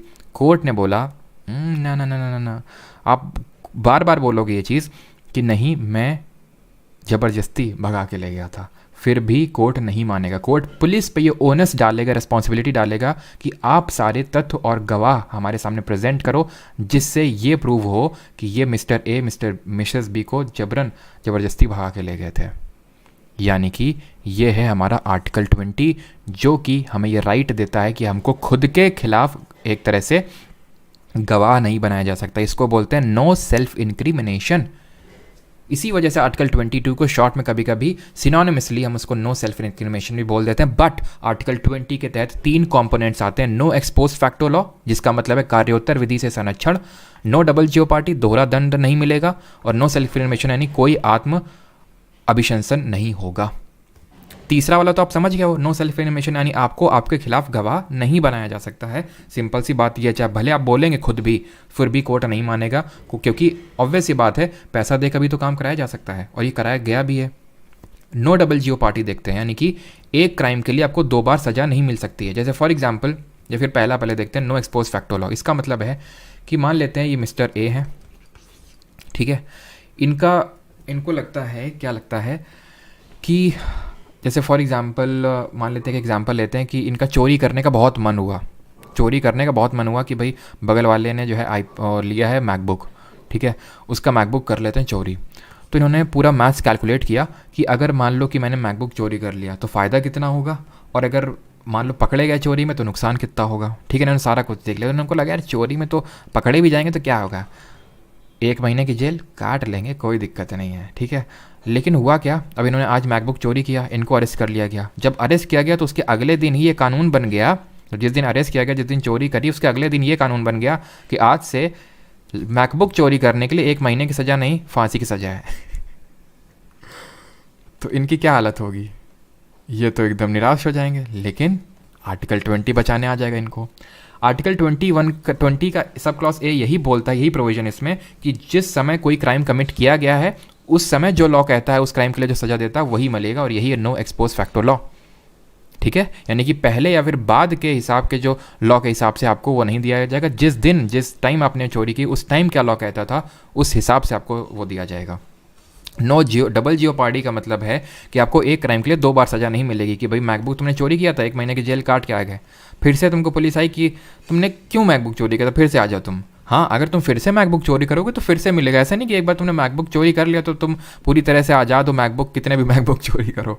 मतलब यहाँ पे ये है कि एक क्राइम के लिए आपको 2 बार सज़ा नहीं मिलेगी, आप दोबारा मैकबुक चोरी करोगे दोबारा चलो जेल, ठीक है। इस तरह से ये चीज़ें, इनमें भी एक्सेप्शंस हैं, अपवाद हैं। जैसे नो सेल्फ इंक्रिमिनेशन में अपवाद ये है कि आपको आपका अंगूठा देने के लिए बोला जा सकता है, ब्लड स्पेसिमन देने के लिए बोला जा सकता है। इसमें एक्सेप्शन ये जो कि आपको लिखना नहीं है, बस बता रहा हूँ अगर बाई चांस आ जाए, क्योंकि ये थोड़ा सा डीप में चीज़ें चली जाती हैं, इतना भी आप याद रखोगे काफ़ी है, ठीक है। बस एक्सेप्शन आपको बता रहा हूँ। इसमें जो नो डबल जीओ पार्टी एडमिनिस्ट्रेटिव प्रोसीडिंग के खिलाफ वैलिड नहीं है। जैसे फॉर एग्जांपल आप गवर्नमेंट जॉब में जाते हो, आप वहाँ पे कोई चोरी करते हो, पहले तो कोर्ट सजा देगी, डिपार्टमेंट जब आओगे ना तो डिपार्टमेंट बोलेगा निकल लो यहाँ से, रेस्टिगेट कर देगा आपको। तो ये नहीं होगा कि नहीं हमको तो एक क्राइम के लिए 2 बार सजा मिल रही है, क्योंकि वो एडमिनिस्ट्रेटिव लेवल से आपके खिलाफ कार्रवाई हो रही है। नो एक्सपोज फैक्टो लॉ, इसमें क्या एक्सेप्शन है, जैसे ये सिर्फ क्रिमिनल लॉ के केस में एप्लीकेबल है, सिविल लॉ के केस में नहीं। क्रिमिनल लॉ होता है जैसे कि कोई क्राइम कर देना, मर्डर, चोरी, ये सब। सिविल होता है जैसे टैक्स ना भरना, ये सब वो सिविल क्राइम में आता है। जैसे आपने टैक्स नहीं भरा, ठीक है, मान लेते हैं आपने, और टैक्स की चोरी आपकी पकड़ ली गई, तो जो इनकम टैक्स वाले आएंगे बोलेंगे पिछले 4 साल से जो तुम वो कर रहे थे, पिछले 4 साल का तुम पे टैक्स पड़ेगा। तो वो मतलब बैक डेट से आ सकता है। बस ये अपवाद हैं छोटे छोटे। बाकी आर्टिकल 20 घुमा फिरा के क्या है, अपराधों के लिए सजा के संबंध में संरक्षण, और उसमें क्या है, कार्योत्तर विधि से संरक्षण, दोहरा दंड नहीं मिलेगा और कोई आत्म अभिशंसन नहीं होगा। अब आते हैं आर्टिकल 20 जो कि सबसे कॉम्प्रिहेंसिव राइट है, एकदम मोस्ट फंडामेंटल का भी फंडामेंटल राइट है, आर्टिकल नंबर 21, जो कि बात करता है किसकी, जीने के अधिकार की, राइट टू एंड बैंड का टोला। जो वीडियो भाई कमेंट में थोड़ा सा वैसे सिविलाइज तरीके से रहो, और अगर कोई डाउट होता है वो पूछो, है ना। इसी वजह से मैं कमेंट देखता भी नहीं हूँ, ठीक है, मैं खुद डिस्ट्रैक्ट हो जाता हूँ, तुम लोग ऐसे ऐसे कमेंट रहते हैं। जब डाउट होता है तो देखने में अच्छा भी लगता है कि यार डाउट पूछा है, चलो आंसर करने में भी मजा आएगा। खैर आर्टिकल 21 पे आते हैं। आर्टिकल 21 बोलता है किसी व्यक्ति को उसके प्राण या दैहिक स्वतंत्रता से विधि द्वारा स्थापित प्रक्रिया के अनुसार ही वंचित किया जाएगा, अन्यथा नहीं। देख रहे हो कितनी अच्छी हिंदी है मेरी। यानी कि no person shall be deprived of his life और personal liberty except according to procedure established by law. यानी कि किसी को भी उसके लाइफ से डिप्राइव नहीं किया जा सकता है except procedure establish by law. इसका मतलब ये हुआ, यही चीज़ गोपालन केस में आई, गोपालन केस में यही चीज़ सामने निकल के आई थी कि मतलब कि आपकी लाइफ से आपको डिप्राइव नहीं किया जा सकता है, लेकिन हाँ प्रोसीजर एस्टैब्लिश बाई लॉ से किया जा सकता है। इसका मतलब क्या, प्रोसीजर एस्टैब्लिश बाई लॉ का मतलब होता है कि विधि द्वारा स्थापित प्रक्रिया। विधि द्वारा स्थापित प्रक्रिया ये है कि कोई भी लॉ बनाना है तो लोकसभा से पास होगा, राज्यसभा से पास होगा, राष्ट्रपति से की सहमति मिलनी चाहिए। सेम आपका स्टेट में है लेजिस्लेटिव असेंबली, और अगर लेजिस्लेटिव काउंसिल है तो वो यानी विधान परिषद और गवर्नर से सहमति।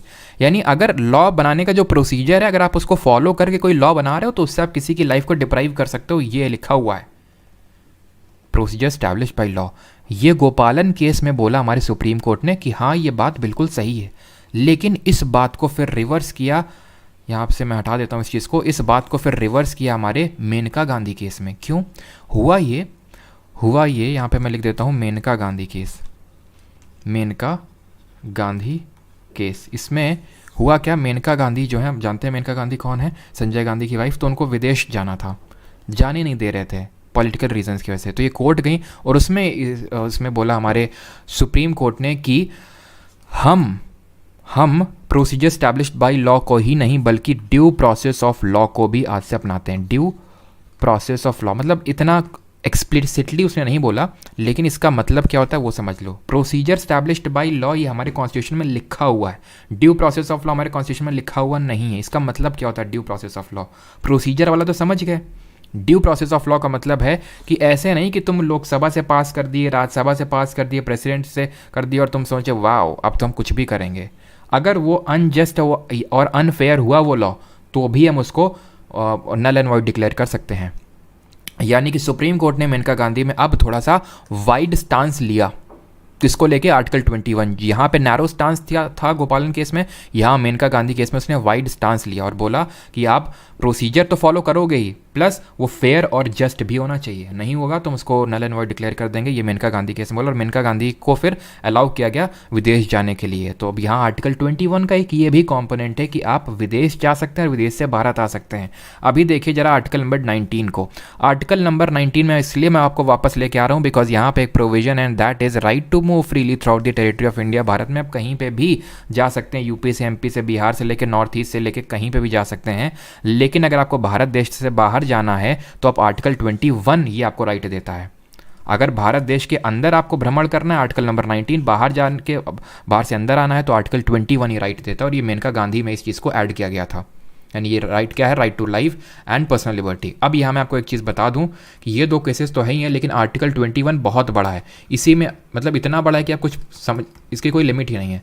राइट टू इलेक्ट्रिसिटी, इलेक्ट्रिसिटी का अधिकार है आपको, सोने का अधिकार है, राइट टू स्लीप है, राइट टू ट्रैवल अब्रॉड है, मतलब इतने सारे राइट इसमें हैं। लेकिन हाँ एक यहाँ पे ऐड करिएगा कि ये राइट को आप घर में मत यूज़ करिएगा, ठीक है। फ्लाइंग चप्पल आएगी उसके लिए मैं जिम्मेदार नहीं हूँगा, ठीक है।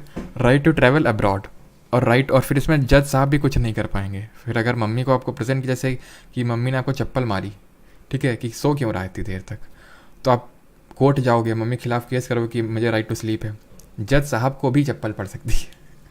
इसलिए ये आपको रिस्क नहीं लेना बिल्कुल भी, ठीक है। राइट टू रेप्यूटेशन, आपको पूरी रेप्यूटेशन का अधिकार है। मतलब ये तो मैंने 4 लिखे हैं, न जाने कितने हैं, 20 से भी ज़्यादा हैं। तो कहना मैं ये चाह रहा हूँ आपसे, अगर कोई आपको इस तरह का अजीब ऊट पटांग सा राइट दिख जाए और पूछे किस आर्टिकल में है, तो बोल देना आर्टिकल 21 में है। अब ऐसा नहीं कि तुम पढ़ो ही ना फंडामेंटल राइट और हर किसी को 21 में डाल दो। हमने सारे पढ़े हैं ना, सारे हमें पता है। उसके बाद भी अगर आपको लगे राइट टू स्लीप इस तरह का थोड़ा सा अजीबोगरीब टाइप, तो आर्टिकल 21 मारना सीधे, ठीक। अब आते हैं आर्टिकल नंबर 21A में। यहाँ तक आर्टिकल 21 ख़त्म होता है। अब यहाँ पे आते हैं आर्टिकल नंबर 21A अनुच्छेद 21 का। ये बात करता है शिक्षा के अधिकार, राइट टू प्राइमरी एजुकेशन की बात करता है। राइट टू प्राइमरी एजुकेशन, सिर्फ शिक्षा का अधिकार बोलना गलत रहेगा, प्राइमरी एजुकेशन का आपको फंडामेंटल राइट है। यानी कि आप ये नहीं बोल सकते, जैसे फॉर एग्जांपल आप के लिए गवर्नमेंट स्कूल्स हैं, अगर आप शिक्षा लेना चाहते हैं स्कूल लेवल पे, और आपको कोई फीस वीस ये सब नहीं लगेगी, सब कुछ फ्री में गवर्नमेंट करके देगी। लेकिन एक पर्टिकुलर स्कूल पास करने के बाद आप ये नहीं बोल सकते ग्रेजुएशन में भी गवर्नमेंट कॉलेजेस में हमें पूरा अधिकार है, वो राइट नहीं है आपके पास। राइट है एजुकेशन का, लेकिन सिर्फ प्राइमरी एजुकेशन का राइट है। इस चीज़ को ऐड किया गया था कॉन्स्टिट्यूशन के 86th कॉन्स्टिट्यूशनल अमेंडमेंट से 2001 में हुआ था, फिर 2 में अप्लाई हुआ था एक्चुअल में, तो 2002 यहाँ पे ऐड कर सकते हो। 86th अमेंडमेंट ऑफ 2002 से इस चीज़ को ऐड किया गया था। जहाँ पे भी आप ABCD इस तरह से लिखा देखें, समझ जाएं कि उस चीज़ को अमेंडमेंट से ऐड किया गया था। जिस तरह अगर कपड़े में आप कोई भी ऊपर से स्टिचिंग करते हो तो अलग से समझ में आ जाती है, उसी तरह से AB कहीं पर लिखा है, दैट मीन्स कि इसको अमेंडमेंट से ऐड किया गया है। 86th अमेंडमेंट ऑफ 2002 से प्राइमरी एजुकेशन को एक फंडामेंटल राइट बनाया गया। इस 86th अमेंडमेंट ने DPSP और फंडामेंटल ड्यूटी में भी चेंजेस किए थे, जो हम अगले लेक्चर में देखेंगे। अभी के लिए सिर्फ इतना ही। आते हैं आर्टिकल नंबर 22 में। अनुच्छेद 22 किसकी बात करता है? ये बात करता है गिरफ्तारी के दौरान जो आपको अधिकार प्राप्त है, यानी protection against arrest and detention. Short में लिख देता हूँ यहाँ पे मैं, protection against arrest and detention, यानी आपको धर लिया गया है। अब धर लिया गया है, दो तरीके से धरा जा सकता है। या तो आपने क्राइम कर दिया है तो उसको बोलते हैं प्यूनिटिव डिटेंशन, या तो आप क्राइम कर सकते हैं ऐसी शंका है, उसको बोलते हैं प्रिवेंटिव डिटेंशन। समझ गए? एक तो जो जनरल लॉ कहता है कि आपने क्राइम कर दिया है उसके बाद आपका अरेस्ट, और एक बार ये है कि आप क्राइम कर सकते हैं तो उसके बाद आपके पास क्या क्या राइट है। तो राइट ये है, राइट टू बी इन्फॉर्म्ड, यानी आपको सूचित किया जाएगा कि आपको अरेस्ट क्यों किया गया है। Right to consult and to be defended by a legal practitioner of his choice, इसको रोक दो, इसको देखो। तीसरे को right to be produced before the nearest magistrate within 24 hours of his arrest. आपको अरेस्ट किया गया ना, 24 घंटे के अंदर आपको जो नियरेस्ट मजिस्ट्रेट है उसके सामने वो आपके उसको प्रस्तुत किया जाएगा आपको। और अगर मजिस्ट्रेट ने ये नहीं बोला कि इसको फर्दर इसको जेल में डालो तो आपको छोड़ दिया जाएगा, ये लिखा हुआ है। और इस 24 घंटे में जो ट्रैवल टाइम है उसको इंक्लूड नहीं किया जाएगा। पता चला जाम लगा है 24 घंटे, ले 24 घंटे खत्म हो गया, अब सीधे तुम जेल चलो, मजिस्ट्रेट के पास नहीं, ऐसा नहीं है, ठीक है। और right to consult and to be defended by a legal practitioner का इसका मतलब ये है कि आपको एक वकील मिलेगा, वो एक्चुअल में सरकारी वकील होता है, यूजुअली का वही होगा सरकारी वकील। तो आपको ये right to consult and to be defended by legal practitioner है। जैसे कि अजमल कसाब एग्जाम्पल है इसका। अजमल कसाब को किया गया था ना, डिटेंशन किया गया था, उसको भी एक दिया गया था ना लीगल प्रैक्टिशनर, एक वकील दिया गया था, उसको सारे राइट दिए गए थे खुद को डिफेंड करने के लिए। ये है हमारा भारत, समझ रहे हैं आप? तो इतने सारे राइट्स आपको मिले हुए हैं, यहाँ तक कि इन जैसे गद्दारों को भी मिले हुए हैं राइट्स हमारे यहाँ पे। तो कौन कौन से राइट सिर्फ सिटीजन्स को मिले हुए हैं, कौन से गद्दारों हैं, या फिर एक तरह से फॉरेनर्स को भी मिले हुए हैं, वो सारी हम देखेंगे। लेकिन सारे फंडामेंटल राइट्स को देखने के बाद, ये तो हो गया प्यूनेटिव वाला, आपने क्राइम कर दिया है। प्रिवेंटिव आप क्राइम करने की ऐसी आपको मतलब सरकार को लग रहा है, स्टेट को लग रहा है कि आप क्राइम कर सकते हैं। जैसे कि कश्मीर में क्या हुआ, आर्टिकल 370 रिवोक हुआ, उसके बाद लगा कि ये लोग दंगे भड़का सकते हैं, इसलिए उनका हाउस अरेस्ट कर लिया गया, यानी प्रिवेंटिव डिटेंशन कर लिया गया। इनके पास भी कुछ ये है, एक तो इनको भी इन्फॉर्म किया जाएगा कि क्यों अरेस्ट किया जा रहा है, इनको भी ये अधिकार है कि इनको एक लीगल प्रैक्टिशनर दिया जाएगा। और तीसरा ये है कि अगर सरकार ऑथराइज़ नहीं करती है तो 2 महीने से ज़्यादा इनका डिटेंशन नहीं हो सकता। वैसे तो पहले 3 महीने का टाइम होता था, लेकिन 44th अमेंडमेंट से इस चीज़ को घटा के 2 महीने कर दिया गया था। ये चीज़ें आपको लिखनी नहीं है, बस सुन लो, अगर पूछ ले तो। बस आर्टिकल 22 में आपको इतना पता होना चाहिए, ये दिया हुआ है protection against arrest and detention, गिरफ्तारी के दौरान अधिकार, ख़त्म। जो मैं एक्स्ट्रा चीज़ें बता रहा हूँ वो समझने के पर्पज़ से हैं, लिखनी नहीं आपने।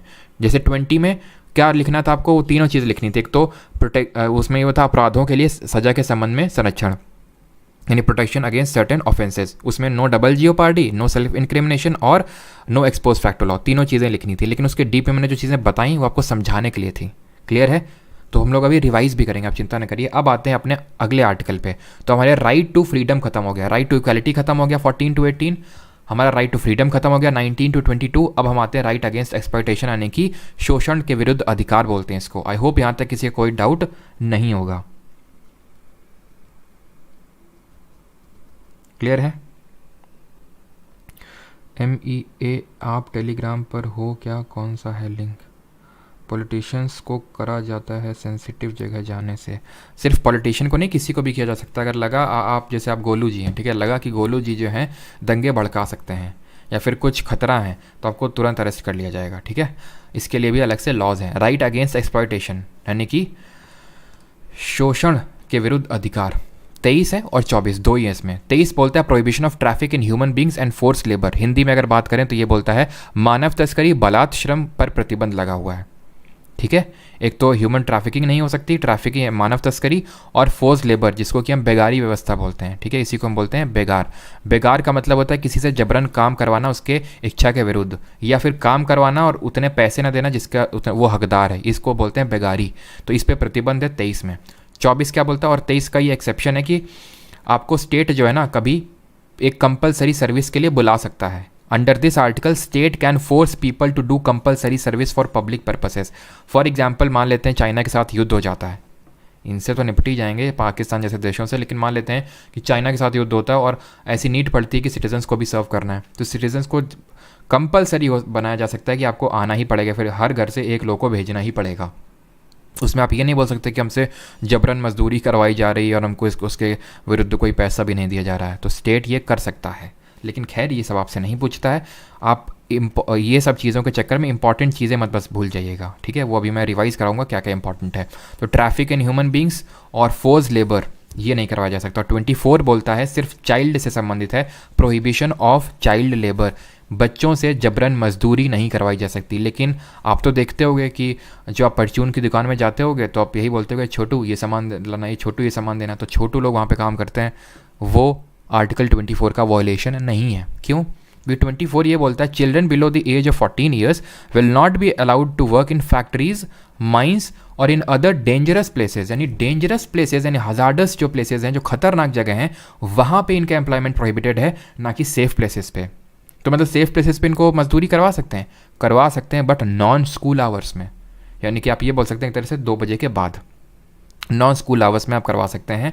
इसके पीछे कॉन्सेप्ट ये है कि हमारा इंडिया इतना डेवलप्ड नहीं है कि भाई अगर मान लो कि कोई बच्चा, मान लेते हैं कि कोई अपना है 13 साल का मोनू है, ठीक है। अब मोनू से मान लेते हैं कि उसके घर वाले परचून की दुकान पे उससे कुछ असिस्टेंस ले रहे हैं। आप गए, आपने थोड़ा भी नया नया आर्टिकल 24 पढ़ा है और आप कोर्ट चले गए। अब कोर्ट का तो काम बनता ही है एक्चुअल में देखा जाए, क्योंकि वो एम्प्लॉयड है। तो मेन इसके पीछे कॉन्सेप्ट यही है कि जो हजार्डस एक्टिविटीज़ हैं जैसे माइंस हो गई, फैक्ट्रीज हो गई, तो वहाँ पे इन लोगों का जो बच्चों का जो एम्प्लॉयमेंट है वो प्रोहिबिटेड है, ठीक है। और यहाँ पे 14 साल की एज बहुत इंपॉर्टेंट है। ये सिर्फ 14 ईयर्स के एज के बिलो वाले स्टूडेंट्स मतलब बच्चों के लिए है, ठीक है। अब आते हैं right to freedom of religion, धार्मिक अधिकार। ये हमारा है आर्टिकल नंबर 25 से 18। राइट टू इक्वलिटी खत्म, समानता 14 से 18। राइट टू फ्रीडम यानी एक तरह से आज़ादी का अधिकार 19 से 22। और राइट अगेंस्ट एक्सप्लॉयटेशन यानी कि शोषण के विरुद्ध अधिकार वो भी खत्म हो गया। अब हम आते हैं right to freedom of religion यानी कि धार्मिक स्वतंत्रता, जो कि चालू होती है 25 से, ख़त्म होती है 28 से। 25 में क्या देखो, फ्रीडम ऑफ कॉन्शियंस। इसमें सिर्फ इतना ही देखना आपने। फ्रीडम ऑफ कॉन्शियंस का मतलब ये है कि मैं भगवान के साथ अपनी इनर रिलेशनशिप किसी तरह की रख सकता हूँ। जैसे फॉर एग्जांपल मीरा की अलग तरह से भगवान से रिलेशनशिप थी लॉर्ड कृष्णा से, और सूरदास जी की अलग तरीके से थी। तो वो मेरे ऊपर डिपेंड करता है मैं अपने भगवान से किस तरह के रिलेशंस डेवलप करूँ, या फिर भगवान के बारे में मैं क्या सोचूँ, या फिर मैं किस तरह की आरती करूँ। वो सारा मैं इंडिविजुअल लेवल पे मेरे अधिकार है। लेकिन अगर मुझे कलेक्टिव तौर पे कोई रिलीजियस एक्टिविटी करनी है, रिलीजियस अफेयर्स को मैनेज करना है कि भाई कल ये अखंड कीर्तन होगा, ये होगा, वो होगा, तो ये मैनेज रिलीजियस अफेयर के तहत आता है। यानी कि रिलीजियस डिनोमिनेशंस को जो राइट मिला हुआ है वो आर्टिकल 26 के तहत मिला हुआ है। डिनोमिनेशन का मतलब होता है ग्रुप ऑफ पीपल। ये हो गया भाई इंडिविजुअल के लिए कि मैं अकेले में धूप बत्ती जलाऊं, चाहे अगरबत्ती जलाऊं, चाहे कुछ ना जलाऊं, वो मेरा अधिकार है, ठीक है। मैं 7 दिन ना हूँ, ये मेरी मर्जी, ठीक है। तो डिनोमिनेशन की अगर बात करते हैं तो रिलीजियस अफेयर्स मैनेज करने का 26 के तहत है कलेक्टिव राइट। 27 क्या है, freedom for paying taxes for the promotion of religion. Government कोई टैक्स नहीं लगा सकती है एक पर्टिकुलर रीजन को प्रमोट करने के लिए। यानी कि गवर्नमेंट टैक्स का पैसा यूज़ कर सकती है सारे धर्मों को प्रमोट करने के लिए। जैसे कि गवर्नमेंट सब्सिडी देती है, हज सब्सिडी देती है। जो मुस्लिम्स जो इस्लाम धर्म से बिलोंग करते हैं, हज यात्रा में उनको सब्सिडी मिलती है। ऐसे ही हिंदू धर्म में भी कुछ सब्सिडीज़ मिलती हैं। तो जो टैक्स का पैसा है हर धर्म को प्रमोट करने के लिए यूज़ किया जा सकता है, बट एक धर्म को प्रमोट करने के लिए नहीं। तो आपको बस इतना याद रखना है, 27 मतलब टैक्स, 27 मतलब धर्म के नाम पे टैक्स नहीं लगाया जा सकता, बात खत्म। 28 क्या बात करता है, no religious instruction in government educational institutions, या फिर कोई भी धार्मिक इंस्ट्रक्शन, धार्मिक एक तरह से काम करने के लिए नहीं बोला जा सकता है गवर्नमेंट और एडेड स्कूल्स में। जहाँ पे सरकार पैसा दे रही है किसी स्कूल में, वहाँ पे धार्मिक इंस्ट्रक्शंस नहीं दिया जा सकते कि कल से आपको बुर्का पहन के आना है, फिर टोपी लगा के आनी है, या फिर ये तरह का भगवा पहन के आना है। कोई भी रिलीजियस इंस्ट्रक्शन किसी भी तरह का प्रोहिबिटेड है आर्टिकल नंबर 28 के तहत। फिर से रिवाइज करते हैं, 25 individual right to freedom of religion, 26 collective right to religious freedom यानी रिलीजियस अफेयर्स मैनेज करने का फ्रीडम है, 27 टैक्स नहीं लगाया जा सकता धर्म के नाम पे, और फीस लगाई जा सकती है। कल भी हम लोग PYQ सेशन में देख रहे थे, कल हम लोगों ने ये देखा था कि फ़ीस लगाई जा सकती है। फ़ीस का मतलब होता है आप टेंपल में गए, आपसे 20 रुपये की पर्ची काटी जा सकती है और आपको कटवानी पड़ेगी। वहाँ पे आप नहीं ये बोल सकते आर्टिकल 27 का वॉल्यूशन है, बिकॉज आपकी चप्पल रखने का काम, आपको प्रसाद देने का काम, पूरा सिस्टम मैनेज करने का काम, ताकि सारी चीज़ें ढंग से हों, उसके लिए एक फ़ीस, नॉमिनल फ़ीस लेवी की जा सकती है। और 28 बात करता है रिलीजियस इंस्ट्रक्शंस प्रोहिबिटेड है गवर्नमेंट एडेड स्कूल्स में। अब बात करते हैं एक तरह से हमारे ऑफिशियल तौर पर आखिरी फंडामेंटल राइट्स हैं ये, कल्चरल एंड एजुकेशनल राइट, जिनको बोलते हैं सांस्कृतिक एवं शिक्षा के अधिकार। इनको हम हिंदी में बोलते हैं सांस्कृतिक एवं शिक्षा का अधिकार। अब किस तरह का शिक्षा का अधिकार है, बिकॉज अभी हमने देखा था राइट टू प्राइमरी एजुकेशन तो आर्टिकल 21A में था। 29 बोलता है right to protect language, script and culture, यानी कि any citizen of India having any distinct language, script, culture has the right to protect it. यानी कि अगर कोई भी सिटीजन है, यानी कि अब जब मैंने बोल दिया एनी सेक्शन ऑफ सिटीजन ना, तो ये राइट हर सिटीजन को अवेलेबल है, एवरी इंडियन को अवेलेबल है, and not necessarily to minorities.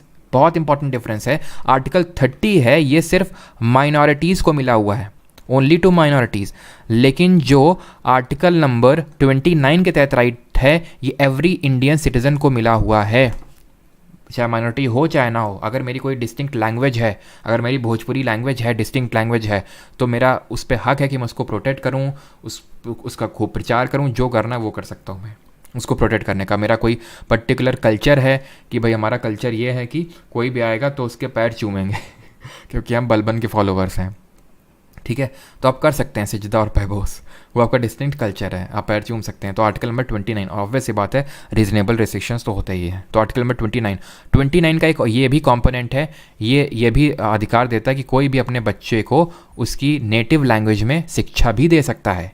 ये यूजुअली लिखा नहीं जाता है, बट है ये आर्टिकल, कॉन्स्टिट्यूशन अगर आप पढ़ेंगे तो उसमें है ये, इसमें ये भी अधिकार है 29 के तहत कि अगर आप कोई आपकी खुद की लैंग्वेज है उसमें आप अपने बच्चे को शिक्षा देना चाहते हैं, आप दे सकते हैं, ठीक है। And you have the right to educate your ward और child in your own language.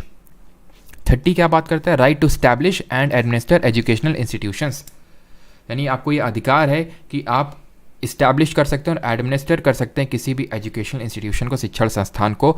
जैसे फॉर एग्जाम्पल, और इसमें गवर्नमेंट यूजुअली एड भी करती है कि आपको कोई अपनी लैंग्वेज को प्रोटेक्ट करना, ये सिर्फ माइनॉरिटीज़ को मिला हुआ है कि आपने जैसे कि कोई इस्टेब्लिश किया और उसमें बाकियों की एंट्री आप प्रोहिबिट कर सकते हैं कि इसमें सिर्फ यही लोग पढ़ेंगे।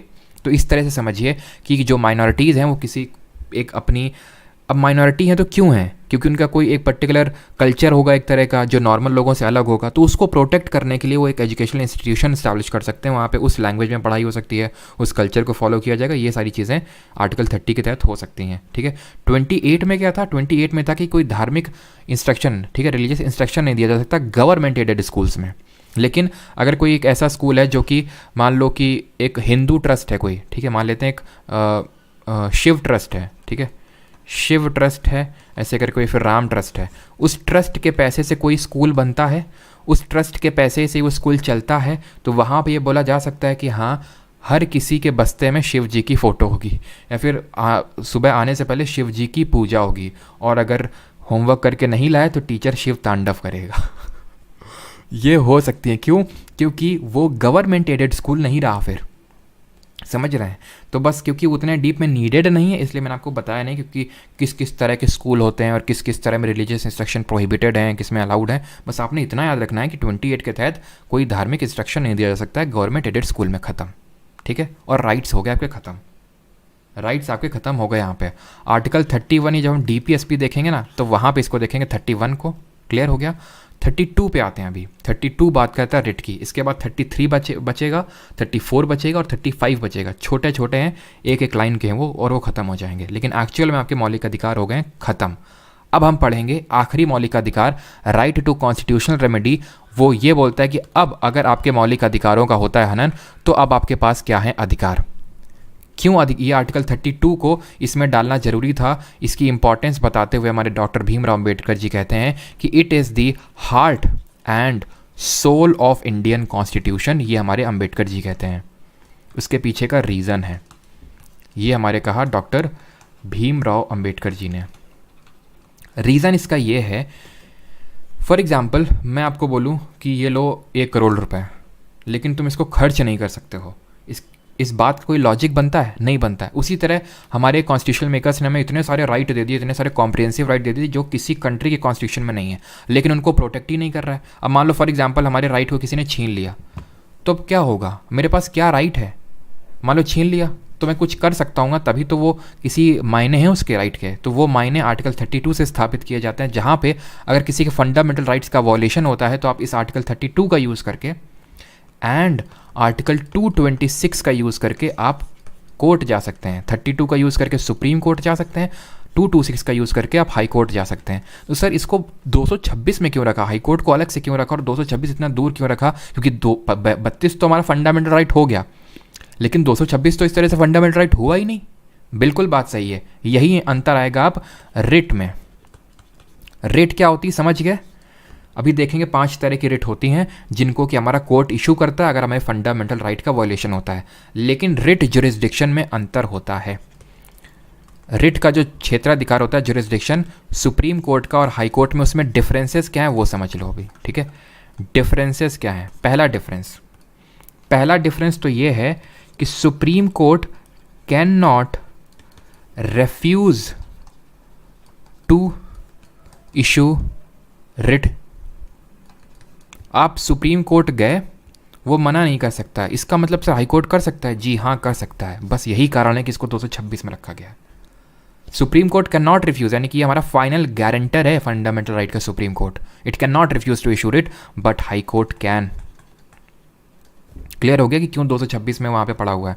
क्योंकि ये फिर जस्टिस फेबल नहीं है एक तरह से, ठीक है। दूसरा इसमें जो डिफरेंस है वो ये है कि हाई कोर्ट का जो रिट जुरिस्डिक्शन है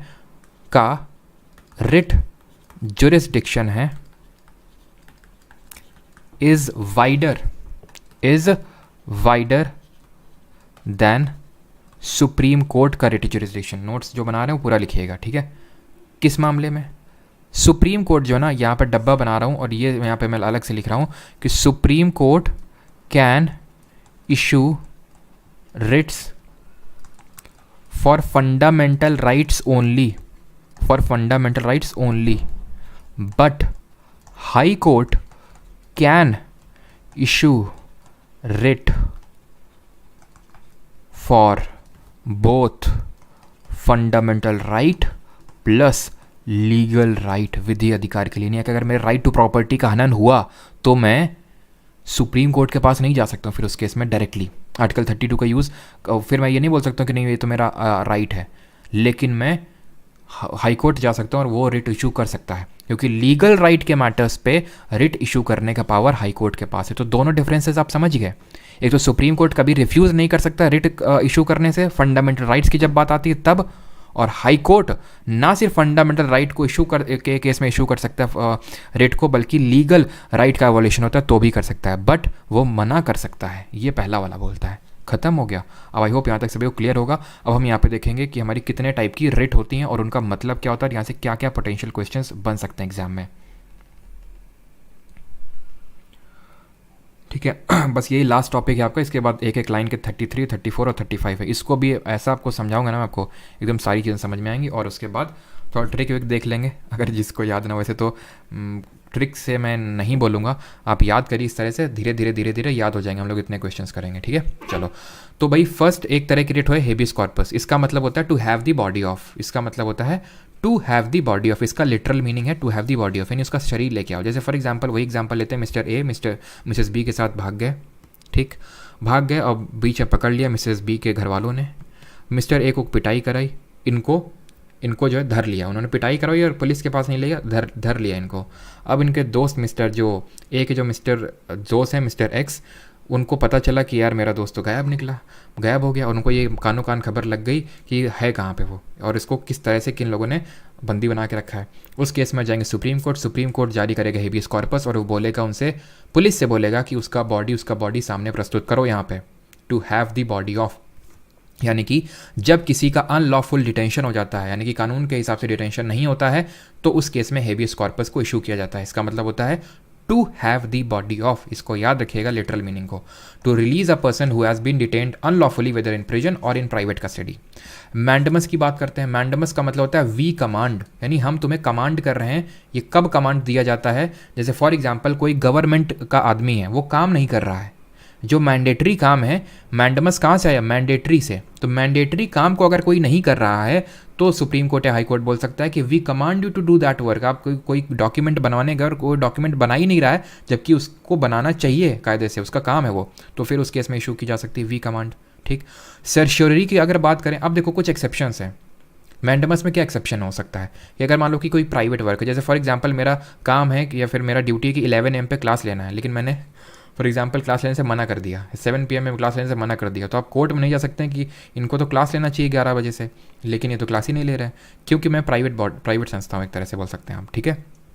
ये रेट इशू वहाँ नहीं की जा सकती जहाँ पे वर्क मैंडेटरी नहीं है, ठीक है, तो उस केस में भी। लेकिन एक्सेप्शंस आपसे नहीं पूछता, वो यूपीएससी वगैरह एग्जाम में पूछे जाते हैं, बस आप लिटरल मीनिंग याद रखो कि इनका मतलब क्या होता है। Habeas corpus to have the body of, जब अनलॉफुल डिटेंशन होता है। मैंडमस मतलब मैंडेटरी काम को नहीं कर रहा है, वी कमांड, ठीक है। सर प्रोहिबिशन को पढ़ो, सर्शोरी को बाद में आएंगे। प्रोहिबिशन का मतलब होता है टू फॉरबिड, किसी को मना करना कुछ काम करने से। जैसे कि इस केस में क्या होता है, जो हायर कोर्ट होता है, याद रखिए हायर कोर्ट, मैं हाई कोर्ट नहीं बोल रहा हूँ, हायर कोर्ट। जैसे कि फॉर एग्जांपल सुप्रीम कोर्ट है, ये लोअर कोर्ट को बोल सकता है, मान लेते हैं लोअर कोर्ट है, इस केस में हाई कोर्ट, उसको बोल सकता है कि अपने क्षेत्र अधिकार में रहो, उछलो मत ज़्यादा, ठीक है, यानी कि उसको मना करता है कि अपने जुरिस्डिक्शन से बाहर मत निकलो।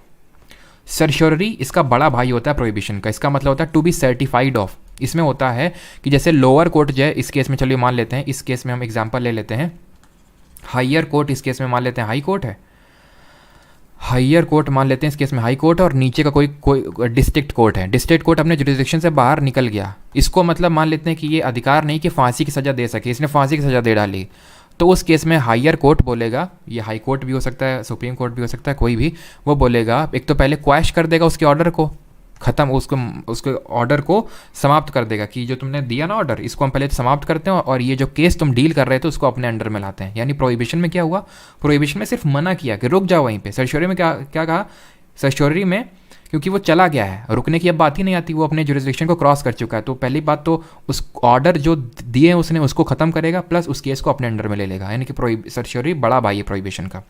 क्यों वारंटो आखिरी रेट है, क्यों क्यों क्यों बैठे हो तुम यहाँ पे, वॉट इज़ योर अथॉरिटी, यानी बाई वॉट अथॉरिटी ऑफ, इसका लिटरल मीनिंग है क्या, इसका लिटरल मीनिंग है बाई वॉट अथॉरिटी ऑफ, यानी कि तुमको किसने दी अथॉरिटी यहाँ पे बैठने की। यानी कि जब कोई पर्सन कोई पब्लिक ऑफिस होल्ड करता है जिसके लिए वो एंटाइटल्ड नहीं है, तब ये क्यों वारंटो रेट जारी करते हैं हमारे कोर्ट की, क्यों बैठे हो, बाई वॉट अथॉरिटी ऑफ, क्यों, ठीक है। तो मैंडमस मैंडेटरी काम नहीं कर रहा है, क्यों मतलब क्यों यहाँ पे बैठे हो, यानी कि पब्लिक ऑफिस कोई होल्ड कर रहा है। प्रोहिबिशन प्रोहिबिट करना, मना करना, प्रोहिबिशन का बड़ा भाई certiorari to be certified of. Clear हो गया सबको, क्लियर है सभी को रेट। अब इनके भी एक्सेप्शंस हैं, एक्सेप्शंस पे हमें जाने की ज़रूरत नहीं है। जैसे कि जो हमारे क्योर वारंट, जैसे फॉर एग्जांपल बात करें प्रोहिबिशन, तो जो हमारी एडमिनिस्ट्रेटिव बॉडीज़ हैं उनके खिलाफ प्रोहिबिशन जारी वो नहीं की जा सकती। अब मैं तुम्हें एडमिनिस्ट्रेटिव बताऊंगा, फिर तुम बोलोगे एडमिनिस्ट्रेटिव क्या, फिर मैं तुम्हें बताऊंगा ये सारी चीज़ें होती हैं, तो पूछता ही नहीं तो फिर क्यों पढ़ना। क्लियर है। क्वाज़ाई जुडिशियल अथॉरिटी का मतलब पंकज सिंह ये होता है कि वो अथॉरिटी, जैसे फॉर एग्जांपल हमारा फाइनेंस कमीशन हो गया, क्वाज़ाई जुडिशियल है, यानी कि जो जुडिशियल नहीं है। जुडिशियल कौन होती है, supreme court, high court, district court, ये जुडिशरी है। लेकिन कोई एक ऐसी संस्था जिसके पास जुडिशरी के कुछ पावर हैं, जैसे उसने किसी को पनिश कर दिया, दंड दे दिया, तो वो क्वाज़ाई जुडिशियल कहलाती है, यानी आधी अधूरी जुडिशियल। क्लियर है। और ये हिंदी में कहलाती हैं हेबियस कॉर्पस बंदी प्रत्यक्षीकरण, मैंडमस परमादेश रिट, प्रोहिबिशन प्रतिषेध रिट, रिट ऑफ सेशरी उत्प्रेषण और क्यों वारंटो अधिकार परीक्षा। अब जरा ये बताइए रेट हमने किस कंट्री कॉन्स्टिट्यूशन से ली है। 3 में छोटे छोटे और आर्टिकल जो 33, 34, 35 है वो बताता हूँ, और उसके बाद क्वेश्चन करेंगे दबा के एकदम खटाखट खटाखट खटाखट। 33, 34 और 35। 33 क्या बोलता है, 33 बोलता है कि पार्लियामेंट, मतलब एक तरह से ये पार्लियामेंट्स, इट एम्पावर्स पार्लियामेंट, आप बोल सकते हैं इट एम्पावर्स पार्लियामेंट, और parliament's power to restrict, parliament's power to restrict fundamental rights to the armed personnels, या फिर जो हमारे डिफेंस फोर्सेस के पर्सनल्स हैं, या फिर आर्म फोर्सेस, पैरामिलिट्री फोर्सेस के जो लोग हैं, शॉर्ट में मैं लिख रहा हूँ आर्म्ड पर्सनल्स, या फिर आर्म फोर्सेस के पर्सनल्स, आर्म्ड पर्सनल्स लिख रहा हूँ। इसका आप मतलब समझ जाइएगा, डिफेंस यानी कि नेवी, एयरफोर्स और आर्मी, CAPF यानी ITBP, CISF, CRPF और ये सब जो हमारी BSF ये सब आती हैं, और SSB ये सब आ जाती हैं, जितनी भी हमारी हैं, इंडियन कोस्ट गार्ड, ये सारे जो हमारे इनके पर्सनल्स होते हैं। जैसे फॉर एग्जांपल मेरे फादर CISF में थे, ठीक है, तो उनको ये अलाउड नहीं था कि वो व्हाट्सएप पे DP तक लगा सकें वर्दी में। अब वो ये नहीं बोल सकते हैं उस केस में कि हमें आर्टिकल नंबर 19 के तहत हमें खुद को एक्सप्रेस करने का राइट है, ये हमारा फंडामेंटल राइट है। क्यों, क्योंकि आर्टिकल 33 के तहत पार्लियामेंट के पास, सिर्फ ये पार्लियामेंट के पास पावर है कि वो आर्म फोर्सेस के पर्सनल्स के लिए फंडामेंटल राइट्स को, मौलिक अधिकारों को रिस्ट्रिक्ट कर सकता है। तो इसीलिए you should have the respect towards those arm forces personal, because उनके काफ़ी सारे राइट्स रिस्ट्रिक्टेड होते हैं। जिनके यहाँ पे कोई होगा उन्हें पता है कि कितने दर्द और पीड़ा सह सह के, अब ऑफिसर लेवल पे तो चलो ठीक है, लेकिन जो नीचे लेवल पे होता है, क्योंकि मेरे फादर थे इस वजह से मुझे थोड़ा पता है, और काफ़ी चीज़ें नहीं पता थी कि मैं, जैसे कि एक आए थे, अब चलो बस शेयर करता हूँ आपके साथ। सब इंस्पेक्टर आए थे एक, ठीक है, उन्होंने मतलब मुझसे ये बोला कि आपके पापा ने आपको, मतलब हम लोग के साथ क्या क्या होता है आपको, मतलब हम लोग घर में बताते ही नहीं है कभी हम लोग के साथ क्या क्या चीज़ें होती हैं, और आपके पापा मैंने कभी आपको साथ वो चीज़ शेयर नहीं की होगी, क्योंकि वो हम शेयर कर ही नहीं सकते, इतने ऐसी ऐसी चीज़ें हम लोग के साथ होती हैं। तो आप समझ सकते हैं अब क्या होता है, वो तो अब बस गेस की बात है, वो तो आर्म फोर्सेस के जो लोग हैं वही बता सकते हैं किस तरह से ट्रीट किया जाता है। खैर, तो ये चीज़ इसमें आर्टिकल 33 में, और वो रिस्ट्रिक्ट करने का पावर सिर्फ हमारे पार्लियामेंट के पास है। और इसमें इसका मतलब ये नहीं कि जिन जो बंदूकधारी होते हैं सिर्फ वो, यहाँ पे जो कुक होते हैं, माली होते हैं, उनके लिए भी लागू होता है पूरी तरह से, ठीक है। जैसे फॉर एग्जांपल अगर मैं बात बताऊँ तो वहाँ पे एक होता है स्पोर्ट्स पीरियड होता है फोर्सेज में। कई यूनिट्स में ऐसा हो रखा है कि स्पोर्ट्स पीरियड में वहाँ पे मीनियल टास्क करवाते हैं, जैसे यूनिट मेंटेनेंस का काम करवाते हैं, कि साफ़ सफाई करो यूनिट की, ये सब करवाते हैं, ठीक है, ये हालत है। खैर, आर्टिकल 34 की अगर बात करें तो ये बात करता है रिस्ट्रिक्शन ऑफ, ठीक है, restriction on fundamental rights during या फिर while martial law is in force, is in force, यानी कि जब मार्शियल लॉ लग रखा है उस समय पे आपके मौलिक अधिकार को कर दिया जाएगा रिस्ट्रिक्ट। इमरजेंसी के टाइम पे फंडामेंटल जो रिस्ट्रिक्ट होते हैं वो अलग आर्टिकल है, आर्टिकल 358 एंड 359। वो जब इमरजेंसी पढ़ेंगे तो वहाँ देखेंगे यहाँ मार्शियल लॉ से डील करता है। सर मार्शियल लॉ और इमरजेंसी में अंतर क्या है? जैसे फॉर एग्जांपल मार्शियल लॉ एक पर्टिकुलर स्पेसिफिक पार्ट में होता है। अभी ये क्या है चीज़, मैं आपको समझाता हूँ। जैसे फॉर एग्जांपल मणिपुर में बहुत हिंसा हुई एक पर्टिकुलर, अब क्या नेशनल इमरजेंसी लगाएंगे क्या इस केस में? नहीं, मार्शल लॉ लगा दिया जाएगा। इसमें आपकी आर्मी वार्मी पुलिस वलिस उनको ये पूरी पावर दे दी जाएगी कि तुम शूट एट साइट, देखते ही मार दो, ये तक ऑर्डर मिल जाते हैं, और आपको हम ट्रायल नहीं करेंगे आपके खिलाफ। यानी कि आपके फंडामेंटल राइट्स को, जनरल पब्लिक के फंडामेंटल राइट्स को रिस्ट्रिक्ट किया जा सकता है मार्शल लॉ के दौरान, ताकि वहाँ पे पीस को रिस्टोर किया जा सके। तो मार्शल लॉ एक सिर्फ पर्टिकुलर एरिया में आता है, नेशनल इमरजेंसी स्पेसिफाइड एरिया या फिर पूरे देश में लगती है, ठीक है। मार्शल लॉ छोटे प्लेस में। 35 आखिरी हमारा, एंड ये आर्टिकल 12 से 35 याद करिए। तो 35वां बोलता है पावर, आखिरी राइट है हमारा, power to make laws to give effect to fundamental rights is vested only in parliament. यानी कि अगर कोई भी लॉ बनाना है फंडामेंटल राइट से संबंधित, मौलिक अधिकार से संबंधित, तो वो सिर्फ देश की संसद कर सकती है, राज्य के विधानसभा विधान परिषद नहीं कर सकते हैं, स्टेट लेजिस्लेचर नहीं कर सकता है। क्यों? क्योंकि फंडामेंटल राइट एक तरह से देखें तो पूरे देश में उनमें कॉन्टिन्यूटी होनी चाहिए। तो उस कॉन्टिन्यूटी को मेंटेन करने के लिए ये सिर्फ ये आर्टिकल को ऐड किया गया और सिर्फ पावर पार्लियामेंट को दिया है कि अगर कोई भी लॉ बनाना है तो वो पार्लियामेंट ही बना सकती है उससे संबंधित, ठीक। अब एक आखिरी जो पॉइंट है वो देख लेते हैं, rights available to only to citizens. तो हमारे कुछ ऐसे मौलिक अधिकार हैं जो सिर्फ और सिर्फ, ट्रिक बता दें क्या पहले? ट्रिक यार छोटी सी है, देख लो। वैसे मैं ट्रिक बोलूँगा तो नहीं, कुछ हो सकता है आपको इससे राइट हो याद हो जाएंगे। तो ऐसे याद कर लो कि ई डाउट या फिर लॉ डाउट, ऐसे कर लो, ठीक है। ई डाउट से अच्छा है, ऐसे कर लो, लॉ क्रिएट्स डाउट। लॉ जो है डाउट क्रिएट करता है किसके मन में? एक सामरूप करके लड़का है, उसके मन में लॉ जो है डाउट क्रिएट करता है, ठीक है। और ये हर ये बात से ये क्लियरली लिखा हुआ है, ये चीज़ क्लियरली हर जगह लिखी हुई है, ऐसे करके याद रख सकते हैं। क्या क्या है समझ लो। लॉ से हो गया आपका आर्टिकल 14 यानी equal protection of laws and equality before law, ठीक। यहाँ पे क्रिएट से कुछ नहीं है, ठीक है, ये आपको स्किप करना है। डी से है आपका डिस्क्रिमिनेशन नहीं हो सकता है आपके, मतलब वो हम लोगों ने आर्टिकल 15 में देखा था। ओ किसकी बात करता है? ओ बात करता है आर्टिकल नंबर 16 की। ओ से है आपका एक तरह से अपॉर्चुनिटी इन पब्लिक एम्प्लॉयमेंट होनी चाहिए सभी के लिए इक्वल। यू से अगर बात करें तो अनटचेबिलिटी की बात करता है 17। बी से कुछ नहीं, और टी से है टाइटल्स एबॉलिश्ड हैं, ठीक है। ये हो गया आपका law creates doubt. Law creates doubt. सामरूप हमने देख लिया, आर्टिकल नंबर 19 है, right to speech and expression. A से right to assemble peacefully without arms, right to form, यहाँ पे डबल ए होगा, ठीक है, राइट टू फॉर्म। एक सेकेंड, सामरूप नहीं होगा यार, सामरो था ना, ये तो ज़्यादा हो गया। सामरो, ठीक है। Right to speech and expression, right to freedom of assemble peacefully without arms, right to form associations, right to freedom of movement, right to reside any settle in any part of India, right to occupation या फिर profession. Clearly में क्या है, clearly में है आपका article number 20 यानी कि कन्विक्शन फॉर ऑफेंसेस। एल है आपका right to liberty, life and liberty हो जाएगा इससे, लाइफ एंड लिबर्टी, जो कि किसकी बात करता है, सब कुछ आपको नोट्स में मिलेगा, ठीक है, तो आपको जो लोग हैं ग्रुप में, ठीक है। 20 और ई बात करता है किसकी, 21 ए यानी कि एजुकेशन की।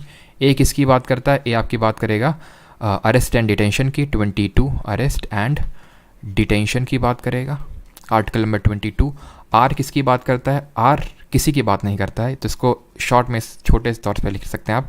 एल बात करता है आपका 23 और 24 ही कलेक्टिवली, यानी कि किसी से फोर्स लेबर नहीं करवाया जा सकता और बच्चों से लेबर नहीं करवाया जा सकता, तो इसमें 23 और 24 दोनों आ जाएंगे आपके। तो 14 से लेकर 24 तक आप ऐसे याद रख सकते हैं और बाकी की तो आसानी है आई थिंक, ठीक है।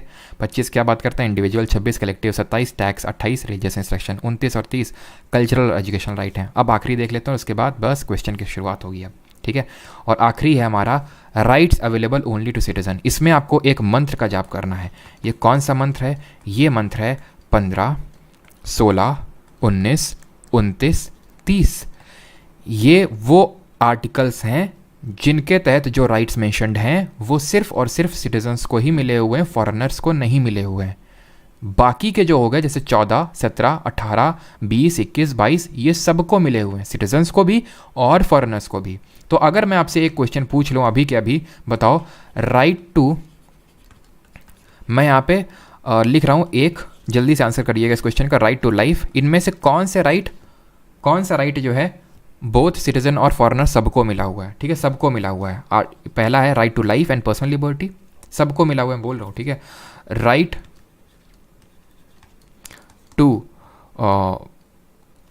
To form association, right to form association,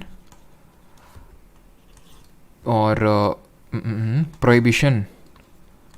prohibition of child labor in hazardous works, child labor। अब इसमें से बताइए ऑल को कौन सा मिला हुआ है। तो आपको कुछ नहीं करना है, जब भी इस तरह का क्वेश्चन आ जाए आगे आर्टिकल लिख लो। 21 ये क्या है, 19 है, याद करो 19 सब क्लॉज 3, ठीक है। और ये क्या है, चाइल्ड लेबर 24। मैंने आपको एक मंत्र दिया है 15, 16, 19, 29, 30, ये मिले हुए सिर्फ 15, 16, 19, 29, 30, 15, 16, 19, 29, 30, 19, यानी यही सिर्फ सिटीजन को मिला हुआ, 1 और 3 सबको मिला हुआ है, खत्म। तो अगर आपको ये मंत्र याद है 15, 16, 19, 29, 30 वाला, तो कोई भी आपसे राइट लिख के पूछ दे, उसके सामने उसका आर्टिकल लिखो और बस उससे मैचअप कर लो, खत्म, आप क्वेश्चन करो, खत्म हो गया आपका राइट पूरा चैप्टर, ठीक है। और ये टॉपिक नंबर यहाँ पे 2 लिखा हुआ है गलती से, टॉपिक नंबर हम लोग का ये 4 है। अब करिए जल्दी जल्दी से क्वेश्चन को अटैम्प्ट, खत्म हो गया। हिंदी में बताया करो, हिंदी में मैं कोशिश करता हूँ अंकित जाट, बाकी तो जो लोग होंगे ऐप में, अगर आप होंगे तो हिंदी में भी प्रॉपर नोट्स मिलते हैं, जो हिंदी के नोट्स मिलते हैं उसमें हिंदी ही प्योर रहता है, एक वर्ड आपको इंग्लिश का नहीं मिलता होगा, ठीक है। तो fundamental right are mention in which part of the constitution of India, part 3। जल्दी जल्दी करते हैं, एकदम टाइम नहीं लगाना है, फिर इसीलिए आराम से किए थे। विच पार्ट ऑफ कॉन्स्टिट्यूशन ऑन, और फिर आपको स्कोर भी बताना है, ध्यान रखना स्कोर भी बताना है, ऐसे नहीं कि बस कर रहे हैं, स्कोर कैलकुलेट करना कितने सही कितने गलत। Magna Carta, which part of the Indian constitution is known as Magna Carta, तो मैग्ना कार्टा ऑफ यूएसए से हमने बोरो किया फंडामेंटल राइट, पार्ट 3। पार्ट 2 में क्या है, सिटीजनशिप, नागरिकता। Under which article fundamental rights have been provided to citizen, कौन सा है, 112, 115, 12, 35, 222 से 235, 12 से 35, खत्म। Which article of constitution of India declare that laws inconsistent with part 3 before the commencement of the constitution of India 1950 are void, भारत के संविधान का कौन सा अनुच्छेद घोषित करता है कि भारत के संविधान 1950 के प्रारंभ से पहले भाग 3 के साथ असंगत कानून शून्य है। जल्दी से बताइए आंसर क्या होगा, आंसर होगा आपका, अरे आर्टिकल 13, ठीक है, चल क्यों नहीं रहा है, आर्टिकल 13, ठीक है। 17 किसकी बात करता है, अनटचेबिलिटी की। 19 आपके 6 राइट्स के बारे में बात करता है, ये बताइए। 5th नंबर,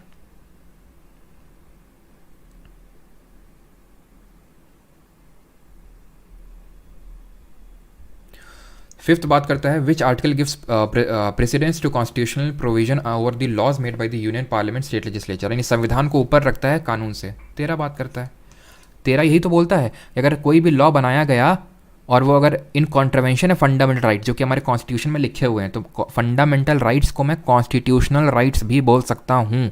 रीज़न क्या है, रीज़न ये है कि वो कॉन्स्टिट्यूशन में लिखे हुए इसलिए, क्लियर है? तो ऑप्शन नंबर ए सही आंसर होगा। 32 हमने देखा, राइट टू कॉन्स्टिट्यूशनल रेमेडीज, जिसके तहत सुप्रीम कोर्ट रिट इशू करता है। 6 नंबर करिए जल्दी से।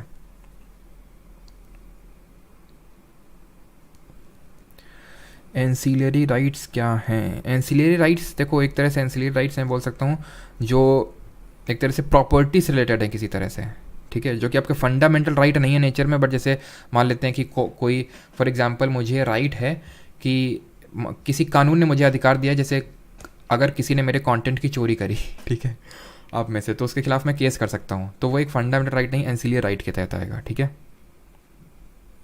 चलो, तो विच ये कौन सा होगा आपका? आर्टिकल 14 to 18 इक्वलिटी पूछा है ना, 14 से 18। 25 से 28 क्या था? Right to religion religious freedom. 19 से 22 क्या था? Right to freedom.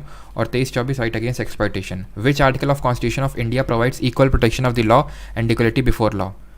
Article number 14। Equal protection of law कहाँ से लिया? पहले तो याद रखना, इक्वलिटी बिफोर लॉ कहाँ से लिया? यूके से। और इक्वल प्रोटेक्शन ऑफ लॉ लिया यूएसए से, ठीक। आगे बढ़ते हैं। 8 how many rights are mention in right to equality? समानता के अधिकार के अंतर्गत कितने अधिकारों का उल्लेख है? 3, 6, 5, 4। तो राइट टू इक्वलिटी की बात करें तो कहाँ से कहाँ तक है? आर्टिकल नंबर 14 से लेके 18 तक है, यानी 14, 15, 16, 17, 18, टोटल कितने हो गए? 5 हो गए। अगले क्वेश्चन पे आइए। Which of the following article state that state shall not discriminate against only on ground of religion, race, caste, sex और प्लेस ऑफ बर्थ? कौन सा है? तो ये हमारा आर्टिकल नंबर 15, ठीक है। अच्छा ठीक है, अब हिंदी में बोल देंगे मोनू भाव जी। तो भारत के संविधान का कौन सा अनुच्छेद अस्पृश्यता की अवधारणा को समाप्त करता है? बहुत आसान सा क्वेश्चन है, आर्टिकल नंबर 17। 20 किसकी बात करता है? अपराधों के लिए सजा के संबंध में संरक्षण, protection against certain offences. 18 abolition of title, यानी कि आपको उपाधि को स्टेट नहीं दे सकता है। और 19 किसकी बात करता है? 19 बात करता है वाक और अभिव्यक्ति की स्वतंत्रता का अधिकार। Abolition of title comes under, अब उपाधियों का उन्मूलन किसके तहत आता है? तो आर्टिकल 18 में। आर्टिकल 18 मतलब राइट टू इक्वलिटी, समानता का अधिकार। निम्नलिखित में से कौन सा अनुच्छेद किसी भी जाति के उम्मीदवार को किसी भी सार्वजनिक रोजगार अवसर के लिए आवेदन करने का अधिकार देता है? 16(2), 18(2), 17(2), 15(2)। आंसर होगा 16(2). 16(4) क्या बात करता है? प्रमोशन की और एक तरह से रिजर्वेशन की, reservation in appointment and promotion. Under which article did the government of India Bharat Ratna and Padmashri awards? Bharat सरकार ने किस अनुच्छेद के तहत भारत रत्न और पद्मश्री पुरस्कार देता है? 14, 31, 18 या फिर 25? बताइए कौन से आर्टिकल के तहत? तो आंसर क्या होगा? 18, क्योंकि मिलिट्री और जो एकेडमिक टाइटल्स हैं, यानी कि जो सैन्य और शैक्षणिक जो क्षेत्र में जो उपाधि दी जाती हैं वो बिल्कुल प्रोहिबिटेड नहीं है आर्टिकल 18 के तहत। आर्टिकल 18 में ये भी ये ध्यान रखना कि कोई फॉरेनर भी टाइटल नहीं ले सकता फॉरेनर से। वो ले सकता है लेकिन प्रेसिडेंट की अनुमति से, राष्ट्रपति की अनुमति लेगा तभी ले सकता है। तो कोई फॉरेनर भारत में रह रहा है वो फॉरेन से टाइटल नहीं ले सकता। यहाँ तक कि कोई इंडियन अगर कोई फॉरेनर से कोई टाइटल ले रहा है वो नहीं ले सकता है जब तक प्रेसिडेंट उसको परमिशन ना दे दे। Under which article of Indian constitution are Indian citizens guaranteed the right to 6 fundamental right? तो 6 फंडामेंटल राइट किसमें मिले हुए हैं? 19 में। सामरो है ना, speech and expression, assemble, association, movement, reside and occupation. Foremost right among right to freedom is? Now this question was asked in CGL 2022। स्वतंत्रता के अधिकार में सबसे महत्वपूर्ण अधिकार कौन सा है? तो राइट टू फ्रीडम में कितने हमारे हैं? 19 है, 20 है, 21 है, 22 है। इसमें से सबसे इंपॉर्टेंट आपको क्या लगता है? सबसे इंपॉर्टेंट है right to life and personal liberty, option number A. इसके बाद है 19। अगर 2 राइट दे के पूछे कि फोरमोस्ट राइट कौन से हैं तो 19 और 21 दोनों होंगे, ठीक है। 21 इसलिए ज़्यादा इंपॉर्टेंट है बिकॉज ये लाइफ की बात करता है। अरे भाई लाइफ होगी तब तो कोई राइट होगा, लाइफ ही नहीं है तो फिर बाकी राइट्स का मतलब क्या हुआ? अब राइट टू लाइफ में बहुत सारी चीज़ें आती हैं। राइट टू लाइफ का मतलब है जैसे कि आपको स्वच्छ हवा का अधिकार है। ऐसा नहीं कि कोई बगल में आपकी फैक्ट्री खुल गई, वो इतना धुआं प्रदूषण कर रही है, लेकिन नहीं अब से तो बोला जा रहा है नहीं आपके पास तो राइट टू लाइफ है, आप जी तो रहे ना। अरे भाई कैसे जी रहे हो अभी तो देखो। तो वो आर्टिकल नंबर 21 इंश्योर करता है right to life and personal liberty, और वो आपका फोरमोस्ट राइट है among the rights to freedom. ये एनसीईआरटी से डायरेक्टली लाइन उठाई गई है और आपके सीजीएल 2022 में पूछी गई थी। Article 19 of Indian constitution provides for how many types of freedom? अनुच्छेद जो 19 है वो कितने तरह के फ्रीडम देता है हमें? 6 तरह के देता है। Which of the following amendments of the constitution of India amended article 19 and inserted provisions fully securing the constitutional validity of zamindari abolition law? यानी भारत के संविधान के निम्नलिखित में से किस संशोधन है अनुच्छेद 19 में संशोधन किया और सामान्य रूप से जमींदारी उन्मूलन कानून और विशेष रूप से कुछ निर्दिष्ट राज्य अधिनियम को लागू किया? बताइए। तो ये हमारा amendment number enforceable means an is F R enforceable, बिल्कुल Mandakini ji, F R enforceable है और उसका मतलब है आप कोर्ट में जा सकते हैं और उसके विरुद्ध आपको न्याय मिलेगा, जो कि आपको प्रियम्बल में नहीं मिलता, डीपीएसपी में नहीं मिलता और ना ही फंडामेंटल ड्यूटी में मिलता है। ठीक है, आंसर इसका फर्स्ट अमेंडमेंट होगा जो 1951 में हुआ था। याद करिए 9th शेड्यूल को हमने पढ़ा था टीयर्स ऑफ ओल्ड पीएम, पढ़ा था tears of old PM, municipality, panchayat, defection, और ये क्या था, ये था आपका ओल्ड, ये था आपका लैंड रेवेन्यू, एक तरह से लैंड से संबंधित था, यानी कि एबॉलिशन ऑफ ज़मींदारी हुआ था। याद करिए, इससे आपका फर्स्ट शेड्यूल को जोड़ा गया था जिसमें कि आपका ज़मींदारी वगैरह के बारे में एबॉलिशन दिया गया था। तो फर्स्ट अमेंडमेंट होगा ऑप्शन नंबर बी। सर्शोरी रिपीट, मैं बाद में रिपीट कर दूंगा, डीपी अभी नहीं। ठीक है, या तो कोई क्वेश्चन आएगा तब। सर्शोरी का मतलब है कि हायर कोर्ट ने लोअर कोर्ट का कोई डिसीजन को क्वैश कर दिया और उस पर्टिकुलर केस को अपने तहत ले आया। विच of the following articles of constitution of India makes provision for protection in respect of conviction for offences, यानी कि अपराधों के लिए दोष सिद्धि के संबंध में संरक्षण। आंसर क्या होगा, आर्टिकल नंबर 20। सिंपल। 3 है, no ex post facto law, no double jeopardy and no self incrimination, दोहरा दंड नहीं, कोई आत्म अभिशांसन नहीं और कार्योत्तर विधि के से संरक्षण। Dash article of Indian constitution gives guarantee for the protection of life and individual freedom, कौन सा होगा, 21। किसकी बात करता है, राइट टू एजुकेशन की, प्राइमरी एजुकेशन, ये अभी देखा है। 22 protection against arrest and detention, गिरफ्तारी के दौरान अधिकार। Under article 21, very important question, of the constitution of the right to livelihood as part of the right to life was retain due to which case, संविधान के अनुच्छेद 21 के तहत जीवन के अधिकार के हिस्से के रूप में आजीविका का अधिकार किस मामले के कारण बरकरार रखा गया था। ये हम लोगों ने क्वेश्चन, क्योंकि ये अभी हम लोगों ने पूरा पढ़ लिया, लेकिन क्या हम लोगों ने क्वेश्चन किया। हाँ सर, आर्टिकल 21 से फांसी से बच सकते हैं क्या, बिल्कुल नहीं। ठीक है, आपको वहाँ पे ये अधिकार है, जैसे अगर मैं बात करूँ आर्टिकल 21 में राइट टू स्पीडी ट्रायल, मतलब कि आपको जल्दी ट्रायल होगा, ऐसे नहीं कि कि आपको मतलब बोल दिया गया कि आपकी फांसी 2 साल बाद होगी, तो बेचारा ऐसे ही मर जाएगा कि रोज़ सोच के कि मेरी 2 साल बाद फांसी होने वाली है, फिर इस दिन फांसी होने वाली है, तो तुरंत उसमें स्पीडी ट्रायल होना चाहिए उस केस में, लेकिन वो आपको बचाएगा नहीं उससे। ये आंसर है Olga Tellis versus Bombay municipal corporation. तो हम लोगों ने देखा नहीं था, बट पीवाईक्यू में आ चुका है, इसलिए थोड़ा सा इंपॉर्टेंट हो जाता है। मेनका गांधी केस हम लोगों ने देखा था, जहाँ पे राइट टू मूव अब्रॉड का एक फंडामेंटल राइट दिया गया था अंडर आर्टिकल 21, और यहाँ पे एक तरह से ड्यू प्रोसेस ऑफ लॉ को भी, ड्यू प्रोसेस ऑफ लॉ, याद रखना ये ड्यू प्रोसेस ऑफ लॉ है, ये एक अमेरिकन कॉन्सेप्ट है जो हमारे कॉन्स्टिट्यूशन में लिखा हुआ नहीं है, लेकिन मेनका गांधी केस में कहीं ना कहीं इसी का हवाला दिया था सुप्रीम कोर्ट ने, लिखा नहीं है, लिखा है procedure established by law article 21 में, जिसको हिंदी में बोलते हैं विधि द्वारा स्थापित प्रक्रिया। 21 which of the article establish the provision of right to education. ठीक है, 21A खत्म। 86th अमेंडमेंट याद आना चाहिए था। ठीक है, 86th अमेंडमेंट 14 साल तक के बच्चों के लिए मुफ्त प्राइमरी शिक्षा है, 2002 में अमेंडमेंट हुआ था, खत्म। ठीक, आगे बढ़ते हैं।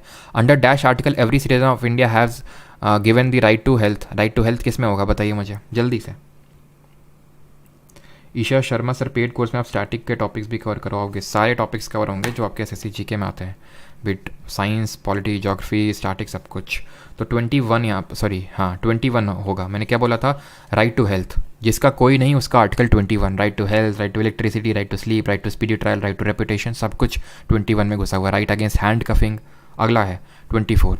Dash article of Indian constitution prohibits trafficking in human beings, trafficking को कौन रोकता है, 23। 25 इंडिविजुअल्स को राइट टू फ्रीडम देता है, यानी फ्रीडम ऑफ कॉन्सियंस। 13 क्या बोलता है कि any law which is in contravention with fundamental right shall be null and void declared. 5 क्या बोलता है, 5 ही हम देख चुके हैं, ये क्या है, ये हमारा सिटीजनशिप के बारे में, जिसने कि ये बोला था कि आपका डोमिसाइल होना चाहिए, प्लस उन 3 कैटेगरीज जो हमने देखी तो उनमें से कोई एक चीज़ होनी चाहिए, यानी कि सिटीजनशिप के बारे में बताता है। The constitution forbids employment of children between the age of dash years in dangerous jobs, तो क्या है 14 ईयर्स, 14 साल। ठीक है, 14 साल तक के बच्चों का वो करता है। एक्स की एज 10 है, इसको फैक्ट्री में एम्प्लॉय किया गया है, उसका कौन सा राइट वायलेट हुआ है।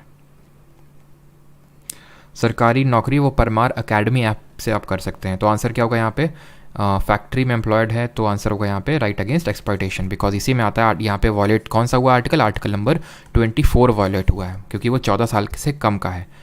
Which of the following articles of the constitution of India guarantees right to freedom of religion, right to freedom of religion किस में दिया हुआ है, right to equality, right to freedom, right to against exploitation, right to freedom of religion, धार्मिक स्वतंत्रता का अधिकार। Which of the following is not true about right to religion in India, जल्दी से बताइए। Sir how to access lecture 2 and 3, गुना श्री कृष्णा जी वो आप Parmar academy app से कर सकते हैं दोनों लेक्चर्स का एक्सेस, ठीक है। वो आपको परमार अकेडमी ऐप या फिर वेबसाइट है www.parmaracademy.in। अब पर्सन में चूज़ एनी रिलीजन और में choose not to follow any religion, बिल्कुल बात सही है। 25 में ये लिखा हुआ है कि कोई स्वतंत्रता है कि आप कोई भी धर्म अपना सकते हैं, या फिर आपको ये भी है कि आप क्या बोलते हैं, आस्तिक है ना, अथीस्टिक बोलते हैं कि आप कोई भी धर्म को फॉलो नहीं भी कर सकते हैं। Every one is free to choose a religion and practice that religion. आप कोई भी रिलीजन चूज़ करिए और उसको प्रैक्टिस करिए।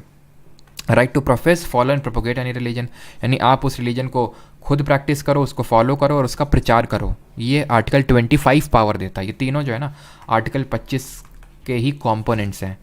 फ्रीडम फॉर फोर्सेबल कन्वर्जन नहीं है, यानी कि आप जबरन किसी का धर्म परिवर्तन नहीं कर सकते हैं, ये आपको राइट नहीं मिला हुआ है। 29 है, और ये याद रखना, जैसे हमने राइट टू फॉर्म एसोसिएशन देखा था ना वो सामरो में, जो हमारा आर्टिकल नंबर 19 सब क्लॉज 3 था, उसमें ये भी है right not to form association. जैसे ये है right not to follow any religion, उसी तरह उसमें है 19 सब क्लॉज 3 में right of not to form association और ज्वाइन ऑन एसोसिएशन। जबरन आपको ऐसा नहीं बोला जा सकता किस एसोसिएशन को ज्वाइन करो आप। विच of the following rights deal with the protection of interest of minorities. तो माइनॉरिटीज़ से कौन डील करता है राइट से? एजुकेशनल एंड कल्चरल राइट्स, यानी कि सांस्कृतिक एवं शिक्षा के अधिकार। 2 राइट हैं 29-30, 29 वाला सबको मिला हुआ है, 30 वाला सिर्फ माइनॉरिटीज़ को मिला हुआ है। लेट मी टेल यू, अगर आपसे पूछ ले कि क्या माइनॉरिटीज़ वर्ड डिफाइंड है कॉन्स्टिट्यूशन में, तो नॉट डिफाइंड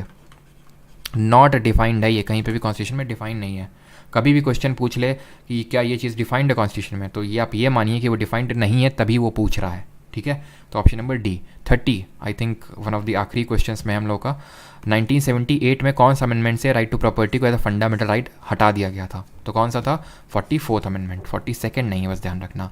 42nd को हम किस नाम से जानते हैं? 42nd अमेंडमेंट को, who was the prime minister when right to property was scrapped as a fundamental right, यानी जब संपत्ति के अधिकार को मौलिक अधिकार के रूप में समाप्त किया गया, तब प्रधानमंत्री कौन थे? चौधरी चरण सिंह, इंदिरा गांधी, मोरारजी देसाई या फिर जवाहरलाल नेहरू? आंसर होगा मोरारजी देसाई उस समय प्राइम मिनिस्टर थे। इंदिरा गांधी से पहले थी 1976 में, याद रखना 1976 में ये थी जब 42nd अमेंडमेंट हुआ था, जिसको क्या मिनी कॉन्स्टिट्यूशन बोलते हैं।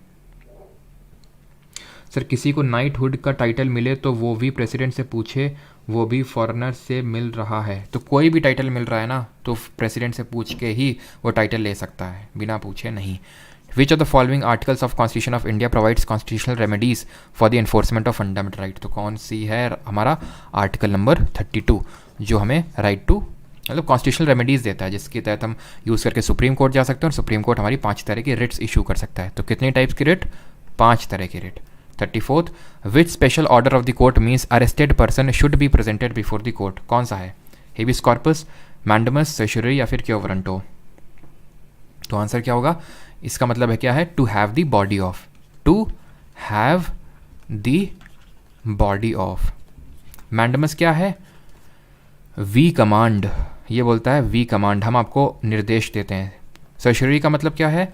To be certified of, C से सर्शरी और सी से to be certified of. Prohibition बोलता है वी प्रोहिबिट, और क्यो वारंटो है बाई वॉट अथॉरिटी ऑफ, किस अथॉरिटी से आप यहाँ पे बैठे हैं, by what authority of. Clear? अगले पे आते हैं 35th, which authorities decide how far the fundamental rights can apply to the members of arm forces? कौन सा अथॉरिटी है जो डिसाइड कर सकता है कि आर्म फोर्सेस के जो पर्सनल्स हैं उनमें फंडामेंटल राइट लागू होंगे या नहीं? आई थिंक ये लास्ट क्वेश्चन हम लोग का, और इसका आंसर होगा ऑप्शन नंबर, बताइए, A B C D। तो ये कौन डिसाइड करेगा? अभी मैंने बताया था, याद करिए आर्टिकल नंबर 33, कि पार्लियामेंट के पास पावर है कि ये रिस्ट्रिक्ट या एब्रोकेट कर सकते हैं, ख़त्म भी कर सकते हैं फंडामेंटल राइट को जो हमारे आर्म फोर्सेस के पर्सनल्स हैं उनके लिए। वॉट अथॉरिटी बिल्कुल मेगा। 36, अच्छा 1-2 और हैं भी। किसने बोला था भाई heart and soul of Indian constitution? सभी जानते हैं, अम्बेडकर जी ने बोला था। 37, if a fundamental right of a citizen of India is violated, he has to appeal in the Supreme Court only, he has to appeal in the district first, he has the choice of either approaching the Supreme Court or High Court, he has the appeal, he has to appeal in the High Court first। तो ये दोनों तो पहले आप eliminate कर सकते हो। क्यों? क्योंकि हमें आर्टिकल 32 पावर देता है कि आप डायरेक्टली सुप्रीम कोर्ट जा सकते हो। आंसर ये होगा, जा सकते हो सुप्रीम कोर्ट, लेकिन ओनली वर्ड गलत है। क्यों? क्योंकि आपके पास चॉइस है, या तो सुप्रीम कोर्ट चले जाओ या हाई कोर्ट चले जाओ। ऐसा नहीं कि आपको पहले डिस्ट्रिक्ट कोर्ट जाना पड़ेगा, फिर हाई कोर्ट, फिर सुप्रीम कोर्ट, डायरेक्ट आप अप्रोच करो। ठीक है। 38, As per Constitution, every person who is arrested and detained in custody shall be produced before the nearest magistrate within a period of dash hours. Of such arrest excluding the time necessary for the journey from the place of arrest to the court. तो क्या होगा answer, 24 घंटे के अंदर। अब इसके अगर आगे कोई क्वेश्चन हुआ तो वो आप होमवर्क का क्वेश्चन होगा आपका, ठीक है। ये 38, 39, 40 जितने भी क्वेश्चन हैं 42 तक अभी आपके होमवर्क के क्वेश्चन हैं, ठीक। पीपीटी मैं शेयर कर दूंगा आपके साथ। आई थिंक, मुझे तो नहीं लगता आप किसी को यहाँ पे क्वेश्चन गलत हुआ होगा। अब बताइए आपको कैसा लग रहा है। क्लास हो गई हम लोग की तकरीबन 1.5 घंटे की, बिकॉज हम लोगों ने 11 जितना बजा था 11:20 पे चालू किया था ना, 12:55 हो रखा है। लेकिन अब जो आप कॉन्फिडेंट फील क्या है question, sir martial law and AFSPA में क्या डिफरेंस है। आफ्सपा एक परमानेंट लॉ है, मार्शल लॉ एक तरह से बोल सकते हैं। आफ्सपा एक पावर देता है, armed forces special powers act है ये आर्म्ड फोर्सेस पर्सनल्स को पावर देता है कि जब मार्शल लॉ फोर्स में होगा, आर.एन. वर्मा, जब मार्शल लॉ फोर्स में होगा तो आफ्सपा इन जनरल भी, जैसे फॉर एग्जांपल कश्मीर में आफ्सपा लागू है कुछ पार्ट्स में, नॉर्थ ईस्ट में कुछ राज्यों में आफ्सपा लागू है। दैट डजंट मीन कि वहाँ पे मार्शल लॉ लगा हुआ है, बट मार्शल लॉ के केस में एक्सट्रीम आपको पावर दी जा सकती है जो हमारे आर्म फोर्सेस के पर्सनल्स हैं कि आप कुछ भी करो, आपको हम कोई आप एक तरह से मार्शल लॉ से फंडामेंटल राइट लोगों के रिस्ट्रिक्ट हो जाते हैं और कोई कार्रवाई नहीं होती हमारे आर्म फोर्सेस के पर्सनल्स के विरुद्ध। आफ्सपा में भी कुछ यही है, लेकिन ऐसा नहीं कि उसके लिए मिलिट्री लॉ ज़रूरी है। जैसे फॉर एग्जांपल कई सर नागालैंड में क्या मिलिट्री रूल लगा हुआ है, मार्शल लॉ लगा हुआ है, नहीं, बट वहाँ पे आफ्सपा लागू है। यानी वहाँ पे हमारे आर्म फोर्सेस के जो पर्सनल्स उनके पास स्पेशल पावर है कि वो एक तरह से इंक्वायरी कर सकते हैं बिना वारंट के, सूटेड साइट कर सकते हैं, बट वो इन जनरल है। ऐसा नहीं कि वो मार्शल लॉ है तब है वो लॉ, ठीक है। कोर्स अर्जुन तिवारी पूरी कोशिश है कि 31 दिसंबर 2022 तक, बिकॉज आप देख रहे हैं कि किस स्पीड से हम लोग चल रहे हैं और कुछ छूट भी नहीं रहा और सारी चीज़ें कायदे से कर रहे हैं। परमार एसएससी सुपर चैट मतलब sir Mahatma Gandhi father of nation. Sir explain what is writ हैं, एक्सप्लेन व्हाट इज़ रिट। तो आप क्या कह रहे हो, मतलब फिर से मैं फंडामेंटल राइट ना चालू कर दें। भाई रिट होती हैं, एक स्पेशल पावर होती हैं या फिर एक्स्ट्रा पावर्स दी गई हमारी कोर्ट को, इसलिए दी गई हैं ताकि वो जनता के मौलिक अधिकारों को प्रोटेक्ट कर सकें। किससे, स्टेट से या फिर किसी इंडिविजुअल से उनके मौलिक अधिकारों को प्रोटेक्ट कर सकें। ये स्पेशल पावर दी गई हैं कोर्ट्स को थ्रू दी रिट, जो कि हमने बोरो किया है यूके से। Habeas corpus, mandamus, prohibition, certiorari, quo warranto, 5 तरह के रिट हैं जो हमारी कोर्ट्स इशू कर सकते हैं हमारे मौलिक अधिकारों को प्रोटेक्ट करने के लिए। सिंपल, अभी तक तो वही देख रहे थे हम। प्रीति शाह जी, और जो भी को कोर्स के रिगार्डिंग इन्फो चाहिए, नहीं होगा तो मैं डिस्क्रिप्शन में लिंक डाल दिया करूँगा। रोज़ रोज़ मुझे बताना पड़ता है। आप वीडियो जाके चेकआउट कर सकते हैं कि वीडियो आप देखेंगे आपको मिलेगा, और वो वीडियो होगा किस नाम से, वीडियोज़ में पड़ा होगा, एंड दैट विल बी, किस नाम से होगा वीडियो, एक सेकेंड, वो वीडियो लेटेस्ट वीडियो होगा। लाइव में मत जाइएगा, वीडियो सेक्शन में जाइएगा, वहाँ होगा this video will end all your pain, इस तरह से।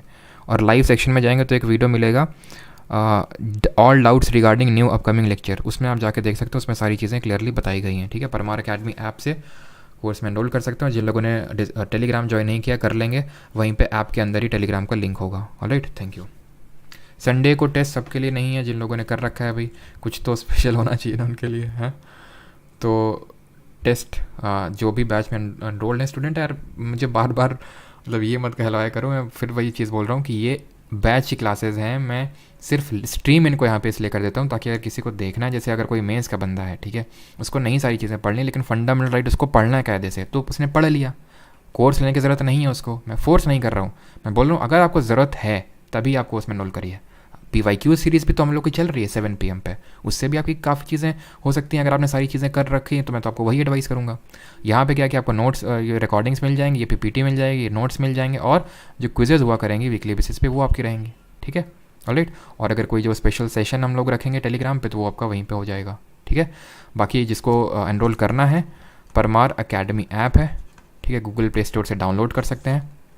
वहाँ पे आपको परमार्स जी के बैच दिखेगा, कोई कूपन ओपन कोड कुछ नहीं है, ठीक है। चलिए मिलते हैं कल, नहीं मिलेंगे मंडे को मिलेंगे। कल और परसों हमारी निट्टो सीरीज़ है, और निट्टो में हम करेंगे क्या लेवल ऑफ क्वेश्चंस, किस तरह के क्वेश्चन करेंगे, क्या सीखेंगे, वो आप कल ही से देखिएगा। निट्टो सीरीज़ की टाइमिंग होगी मोस्ट प्रोबेबली 6 PM होगी, मोस्ट प्रोबेबली निट्टो की टाइमिंग मोस्ट प्रोबेबली 6 PM होगी, सैटरडे और संडे। Alright, thank you.